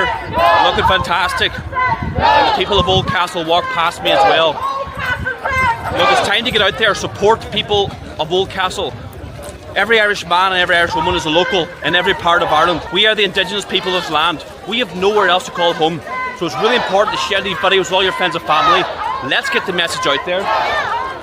My name is Niall McConnell, leader Shield the Hearn. If you want to support our work, we handed out hundreds of flags today, banners, placards, etc.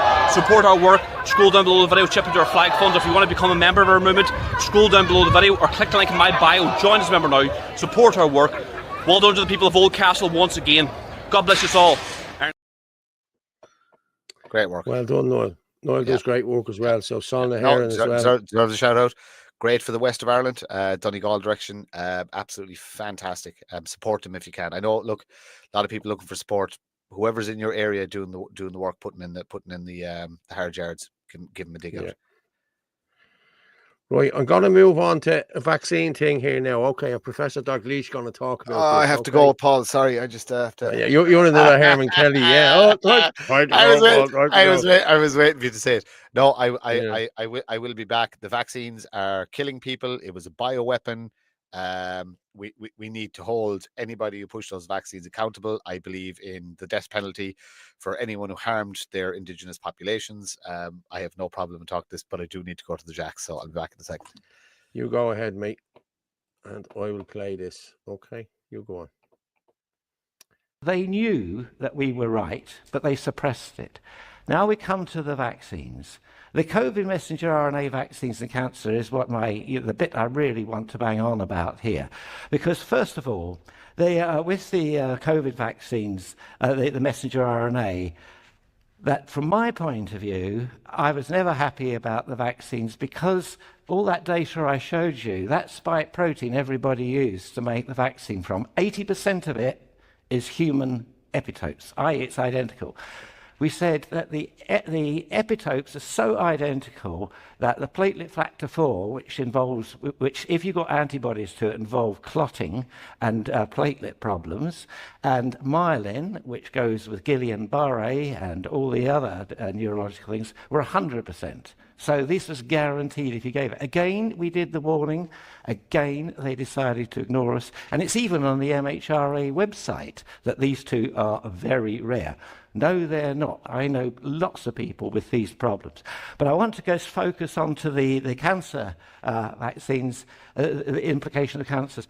I, in my clinic, noted after the boosters were introduced, I did not notice this before, after the boosters were introduced, I was seeing melanoma patients. I had been treated successfully immunotherapy 5, 10, up to 18 years, who came into the clinic and they had relapsed, or they were showing evidence of relapse, and we confirmed they relapsed. Now, I've seen this before, but it's usually always in people who've had sudden, severe depression and immune suppression that goes with it. Usually death, bereavement, divorce, bankruptcy, or something like that. None of these patients had had that. So I go, what have you had? what's gone on. And every case, I found that they had been forced to have a booster against their better need. And it was then I pointed this out, and I was told to shut up because I was upsetting the patients. I checked with my other colleagues, and I found that colleagues in Australia, South Africa, America, Canada were all seeing exactly the same thing. But from my point of view, I was seeing the cancer, and the other people were seeing it. And I wanted to know why. Well, I developed cancer vaccines and HIV vaccines all my life, and one thing I knew, if a vaccine needs a booster, it doesn't work. So here we had clear evidence of a relapse following the boosters, and when we overstimulate things, it causes immune suppression. A group from the States and others showed that after the booster, you get T-cell suppression. In fact, one of the groups brilliantly called it T-cell exhaustion. So you got rid of the T-cells. Then other groups showed there was IgG class switching. Just let me tell you what this is. In a vaccine, you boost antibodies that will neutralize and kill the virus. When you do the booster, you switch those antibodies to those that say, no, no, we've done our bit, calm down. They tolerate the response, and this is exactly what you want when you have a transplant. You want tolerization. So all of a sudden, we've got evidence that these vaccines suppress the T-cell response, tolerize the IgG. This is the perfect milieu for cancer to pop up. And then more recently, we found there's a whole range of things that have been discovered, all of which could induce cancer, some of them later on. So this is why I've got so vocal about this.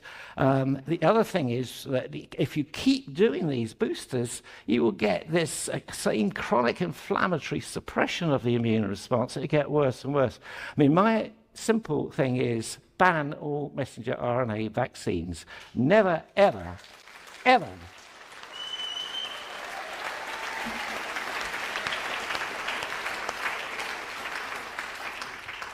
And now I've looked into it a lot more carefully. There's a lot more vaccines that need very careful re-evaluation, but they should be pulled as well.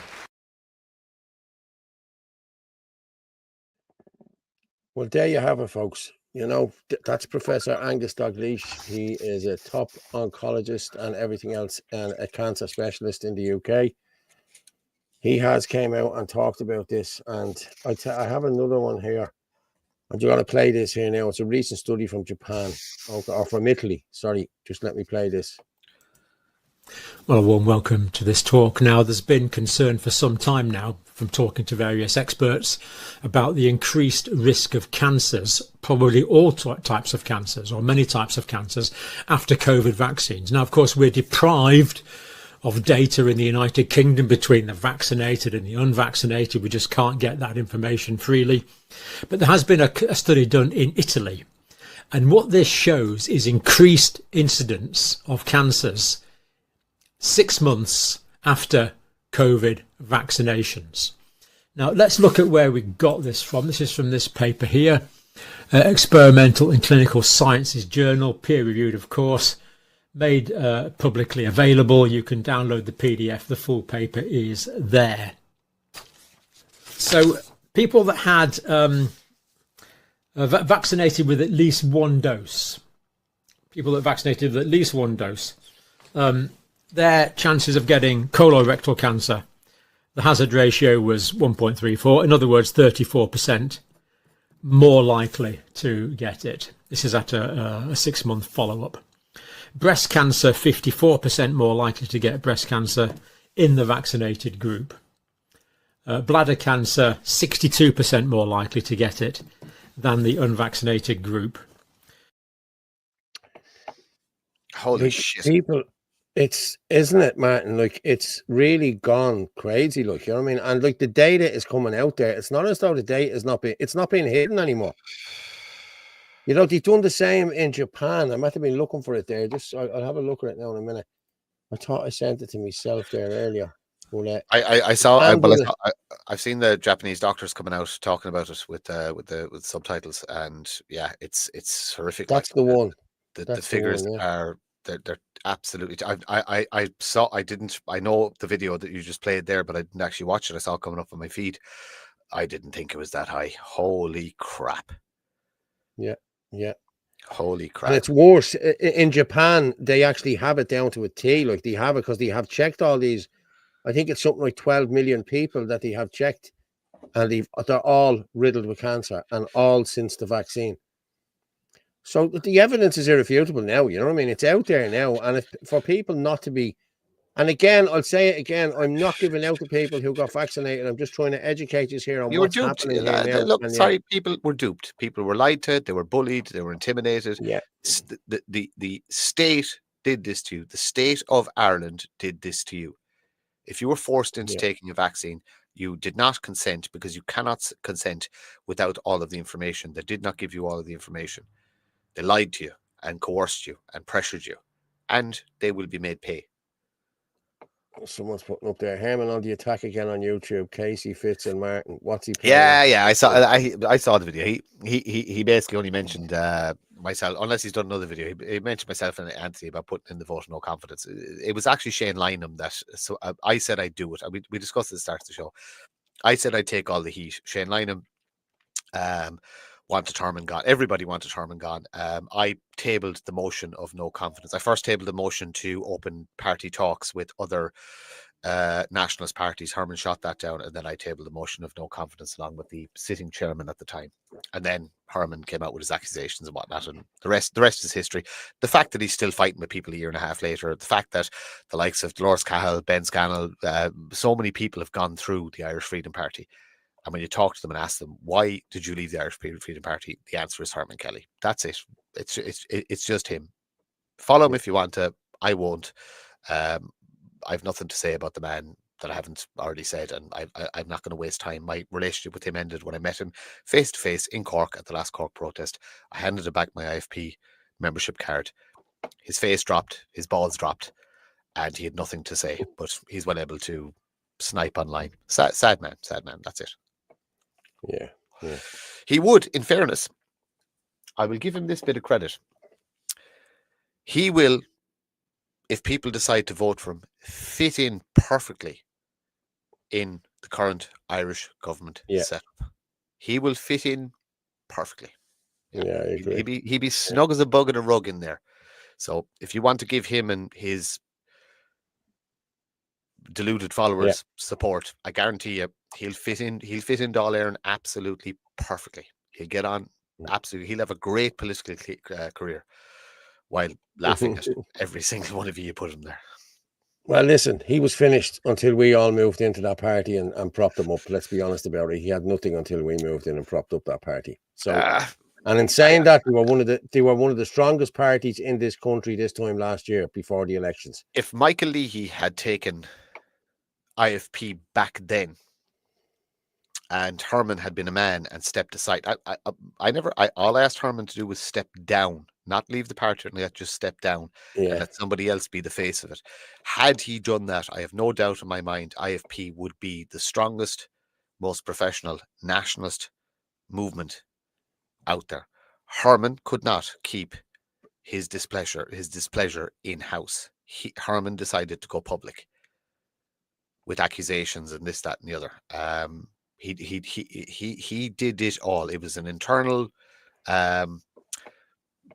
struggle, so to speak. It was actually what was coming was a vote of no confidence in a political party, and it should have been kept in house. And the vote should have just happened, and whatever way it went. And if Herman won it, then he should have just kicked us out of the party, and then he could have had his laughs and this, that, and the other. But that's not how it went. There was betrayal, treachery, etc., etc. It was a beautiful Shakespearean play. Actually, is Froggy still doing the cartoon? He is, yeah. Froggy, hurry up and get that thing published, will you?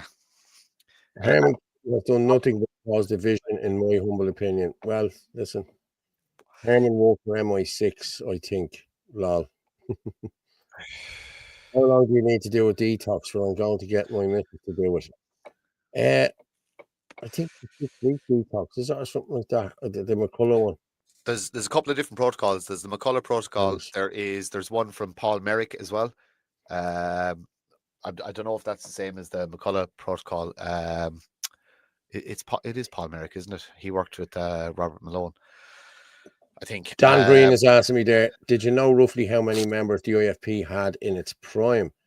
Well, I know we had over 800 last year around the election time, hadn't we? It 800 paid subscribed members, but the actual support base was much bigger. Like the if you went by social media, there was 40-50,000 Yeah. supporters, but paid up members, it was about 800, 850. Yeah, that were actually supporting. Which has dropped. It has dropped to about 200 now this year. Like which IFP. Look, politics is difficult. Organizations are difficult. The biggest thing is to try and keep it in house. But like I said, if somebody throws stones at me publicly, I've just don't do it. It's not worth it. Paul, myself, Anthony, we're just better at it, so to speak. We're smarter, and we just don't do it. Like I said, if you don't like us, ignore us. Like Kieran Kelly, that was madness what he did. That's why I can have. And I messaged him privately on TikTok to just stop and have a conversation, and this, that, and the other. He just blocked. But to come after us, we're here years now, and we've had every single big name come after us. Yet we're more popular. The channel is flying. Our Shinadina is flying. Díla Heron is flying. Do you understand? We're not going away. Exactly. We're built. And you're not going to make us go away. We're built to tougher stuff. Whereas, if you're planning, as I always say, show me what you're doing. If it's better than what we come up with, I will go away. I promise. If you just put it in black and white, I won't tell anyone. Show me, and if I like it, I go. You know what? That's better than anything I could do. Do you want me to work for you, or do you want me to go away? I've made that offer so many times. There's Anthony with the very good with one of the vaccine detoxes. detoxes. Yeah, nanokinase, 2,000 units twice a day, bromelain, 500 milligrams once a day, and curcumin, 500 milligrams twice a day. Nano or liposomal. This is the base spike protein detox. Thanks for that, Anthony. Right, tell me another party leader that would publicly come out and give you a COVID shot detox. Name me one other party leader that will come out and publicly give you. And there's the measure of a man. I agree. Where can you buy the detox? I think you can get them over the counter. I think, Angela, leave it with me. I'll check it out and I'll send you a message about it. I'll find out more about it and we'll send you a message. There's an ivermectin protocol as well, although that's still quite hard to get. But I know people are using the animal version of it. It's just about getting the dosing right. There is, again, if you join Shinadina or Díla Heron, there are WhatsApp groups that are specifically aimed at natural remedies for all ailments. So if you sign up, you'll have access to that information, and there are some fantastic people in there with a wealth of knowledge. I just want to share something here from Orla. Yeah, this is. I said I would. Did you tell people where Orla was? I just said she hurt her shoulder and she wasn't well. Did you tell her? Did you tell them why? No, I didn't know why. Well, she owed me a wallop with a wooden spoon, and I told her people get hurt when they hit me. It's just as simple as that. So she went for it, and now she's got a sore arm. I'll just read this out. Let's show some support for these brave folks who are on a hunger strike outside the Dáil. Helen McEntee refuses to meet with them. Our government are a disgrace to the people. These ministers forget the answer to the people. 6 survivors have been sleeping rough since last Sunday and haven't eaten in 6 days as they call for long-promised state support. Maurice O'Connell, 57, said they will not stop until Education Minister Helen McEntee, who holds responsibility for survivors' redress schemes, meets them. They are calling for a HHA medical card for all survivors of industrial and reformatory schools and a full contributory state pension in recognition of the forced labour carried out as children while under the care of the state. Article is in comments. Hang on. This is live. There's a hunger strike happening outside the Dáil right now, and hardly anyone is talking about it. They're on day 7. Survivors of industrial and infirmary institutions include Magdalene Laundry, women who had their babies stolen, are demanding basic rights, HAA cards, government contributed state pensions, and proper care for years of unpaid work which they were forced into. These women are now 59 and 73. They fear ending their strike because Helen McEntee refuses to meet them until they stop. And only few politicians have spoken with them. One of them is Sheila O'Byrne, a Magdalene's survivor. That's Sheila. Sheila's a friend of mine. I know Sheila. East Wall protester and lifelong activist. Yeah, I call her out, national nanny. Yeah, Sheila is lovely. And have met her at every march in Dublin in the past few years. She stood for Ireland now. It's a turn for her to stand with her. Please don't let them be ignored. Share this out. Shout it from the rooftops. I'm going to say, now, there they are there. Survivors of the industrial abuse and 6th day of hunger strike. There they are there. Sheila, Justice for Ireland. Now, there's loads of stuff there. People, if you can scan that there, what can you do? You can scan that. And that's that. Yeah, okay, grand, fair play. Sheila, now Sheila is an actual friend of mine, so I'm going to send Sheila a message now to see does she want to come on. So do you like me, Bo? That's my ship. Do you want that? Anthony stocks up there. Yeah, so look, that's a noble cause. So please support if you can, if you're in the Dublin area, or if you can scan the QR code. The state bears responsibility for what it allowed Magdalene Laundries and other such institutions to do to people. And the state, those people should get pensions and they should get medical cards. It's not going to make up for the hurt that was caused, but they bloody earned it. Anthony has links in there. So iherb.com. Yeah. So there's a load of websites there. So look, you can just screenshot that. I'll leave it up there for another minute or two, or 30 seconds or so. But you can screenshot that and it'll give you the information of where you need to go for the detoxes. I'm just sending this message. Yeah, ivermectin is really hard to get down. Lysis need to sell it. You can still get it from the vets, but the dosing, just be careful with the dosing. Exactly, yeah. A friend of mine is taking it as well. The paste. Get it into you. Get it into you. Pass. Oh, sorry, I was clicking. Yeah, you're back clicking them again. Yeah, go on. Yeah, pays for the streaming Spanish chicken. Yeah, okay. India Mart on Google for ivermectin. Okay. Yeah. Anyone with hemochromatosis should not touch these jobs. It's like giving us the plague. Well, I know people, that's too much iron in your blood. I know my ma has that and I was tested for it. I had it a while ago and I don't seem to have it now. It's just too much iron in your blood. You have to go and get blood taken every week, you know what I mean, to get the iron out of your blood. I didn't take it, so it doesn't really matter. Not sure. Very soon. Harris is pushing it. Yeah. It might get someone there's putting in there. Wouldn't get anything on India Mart. They don't know what you're getting. Probably end up getting Viagra. Nothing wrong with that. You should look hard. Yeah, you look hard. Celtic blood disease. Right, I've one or two more here. Let's go with. We'll go with this 14-year-old girl. This is what's his name? Michael McCarthy. Just let's go with this. This is happening somewhere else. Watch this. Fuck off. Look at that.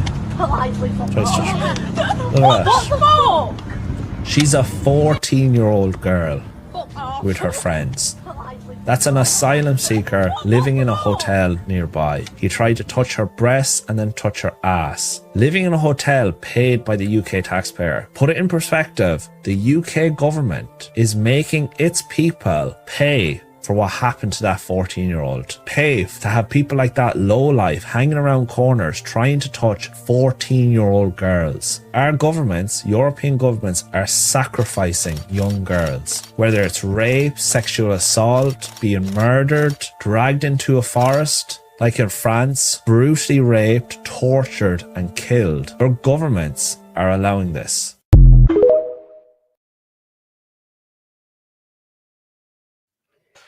This is probably happening here as well, and we're not It seeing is. it. There's no probably. It is happening. There was something in the definitely Sunday World happening, about an abduction, an attempted abduction down in Listowel. When I get down that neck of the woods, I'll dig into it a bit more and see what the story is behind it. But look, your kids aren't safe. Your women aren't safe. Sorry, one of the bloody NFL players was assaulted in Temple Bar. in Temple Bar on Friday I was night. in Dublin yesterday. I saw a couple of the players walking around Dublin yesterday. They're giant men. They're not fucking small. They're big fucking units. Like, even compared to rugby players, these lads are giants. And for one of them to get assaulted in Dublin, I was the quarterback. It was only the little fella. Doesn't fucking matter. My money, little fella. But it's like, you're not safe anywhere. You're not safe anywhere. You know, we've no law and order. Well, look, community policing, the guards aren't up to the task because they're being hamstringed by a corrupt government, and they've been told only deal with white crime. That's what the guards have been told. Only deal with white crime.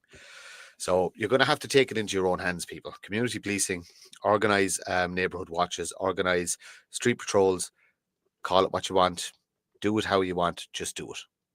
You know, faced, masked up, however you want to do it. Just do it, because no one's coming to save you. There's no one coming in the white horse, sure there's not. No. Nope. Let's move on to UK digital ID. Okay. Obviously, I'm more than willing to talk through what you're able to take. What, you're taking me away now? Yes, so you're under arrest, so you're going to Harrogate, unfortunately. You're taking me to Harrogate in the middle of the night over a tweet? I am, unfortunately. Is this what you signed up the police to do? This is my role. I'm trying to be reasonable with you here. Sorry, this is for a tweet. A mean I'm tweet. more than willing to allow you to gather some sort of stuff like medication, if you've got any numbers you need.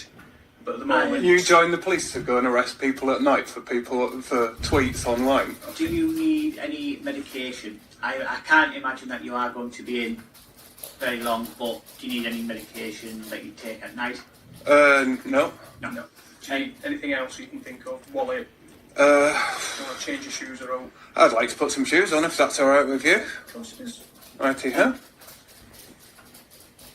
We will give you a search here. Search? Yeah, just to make sure there's nothing in your pocket that you can harm yourself with whilst you're being transported in the van. We're going to do it in here rather than outside so all your neighbours can go. Oh, fill your boots, mate.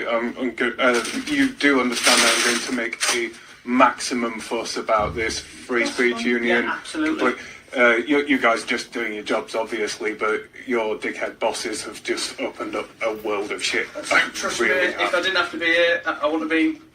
But I'm happy to give you... I'm quite certain you two have got like 50 better things to do. Because what's your patch? Your Harrogate, Northallerton... We're referred to as Hambleton. So yeah. We're also Harrogate District. Yeah. So but of course, like the police they're not going to be able to credibly tell anybody that they're under-resourced now if they're sending people out to arrest people for tweets. Well, there's no point us debating. Wow. Sending cops out for a mean tweet. I can honestly say, when it happens, and it is going to happen, and Garda Síochána will be. They've already done it once or twice. They've done it to a few people. Terry Cape, Ferg got arrested. Philip Dwyer, a few other people. When you come to my door, don't expect me to be polite. Don't expect me to be nice. You police, this is too on Garda Síochána. You constitutionally police me by consent. I do not consent. So I can't wait until the day comes to win. And fuss will be the least of your problems. For all your mean tweets, Martin. I've seen them. I don't. I'm gone beyond caring. I'm actually sort of it's like, you know, when bad things happen to a man and he smiles and I'm smiling, that you be worried about that man. I am gone beyond the man who wants to be left alone. When that starts happening in Ireland, God help you. I'm going to finish up with digital ID. This is Michael again. Go with this. And that is why today I am announcing this government will make a new free of charge digital ID mandatory for the right to work by the end of this Parliament. Let me spell that out. You will not be able to work in the United Kingdom if you do not have digital ID. It's as simple as that. You will not be able to work in the UK if you do not get digital ID. That's why he said the state of the UK. People must remember the power is in the people. It always is. The only way this works is through compliance. If there's mass non-compliance with this, it doesn't matter if he says you won't be able to work. They'll have to let you work. Because if you have 50, 60, 70% of the population not going along with it, what are they going to do? Shut down all the hospitals, shut down all the businesses? It's impossible. They'll be forced to let people go to work, whether they like it or not. Only way these things work is if there's compliance, if there's mass compliance, if people go along with it. If everyone just said, no, I'm not doing it, well then it doesn't happen. And people need to remember the power is always, it always sits with the people. If enough people take a stand to something, it will happen. I said this during COVID when they wanted us to wear masks. I said, listen, I said, if we all just say no, they can't force us to make masks or wear masks. But not enough people said no. Do you know how many people said no out of about 2,500 people where I worked? You. I was the same. I was the same. Yeah, I was the same. Yeah. So like it's it's a bit of an uphill battle, but look, you know what? If people want to hand over their entire lives to a tyrannical state, you know, I won't be. I'm doing everything in my power to get off the grid and not live, just to be so detached from the state. So when all of this stuff eventually comes in, Martin Murphy won't exist anymore. He just will not be there. That's my plan, and I'll fight for you. Those that are stuck in the system, I will continue to fight for you. I'll never stop fighting for people's freedom. But personally, I'm going to be out. I've a few years to go before I'm 50. I plan to be out of the system completely before I'm 50. I plan on winning the lotto before I'm 60. So I guarantee you, I'll race you. Yeah, this time next year we could be millionaires. Yeah, or in prison. Or in prison, yeah, one or the other. I'd probably say the latter. Yeah, the latter, I'd say. I think we'll finish up there for tonight, Martin. Fair play. Thank you very much for coming on and helping me out. As always, it's been emotional. Thanks, Paul. Good show. I'll drop you down and I'll talk to you in a few minutes. Talk to you then. Cheers, Martin. Well, people, fair play to everyone for tuning in tonight. Just let me change me back there. Let me get me mate up. Oh, where is he? There it is there. That's the one. But yeah, thank you very much, everyone, for tuning in. We hit, sorry, let me just say that we hit 1,000 there. Fair play to everyone who joined in. We hit 1,000 tonight. And if anyone can buy us a copy, please do. There's the 1,000 there. Fair play to everyone. But as I say every night, the truth is like a lion. You don't have to defend it. You just let it loose and it will defend itself. Good night and God bless. I will leave you with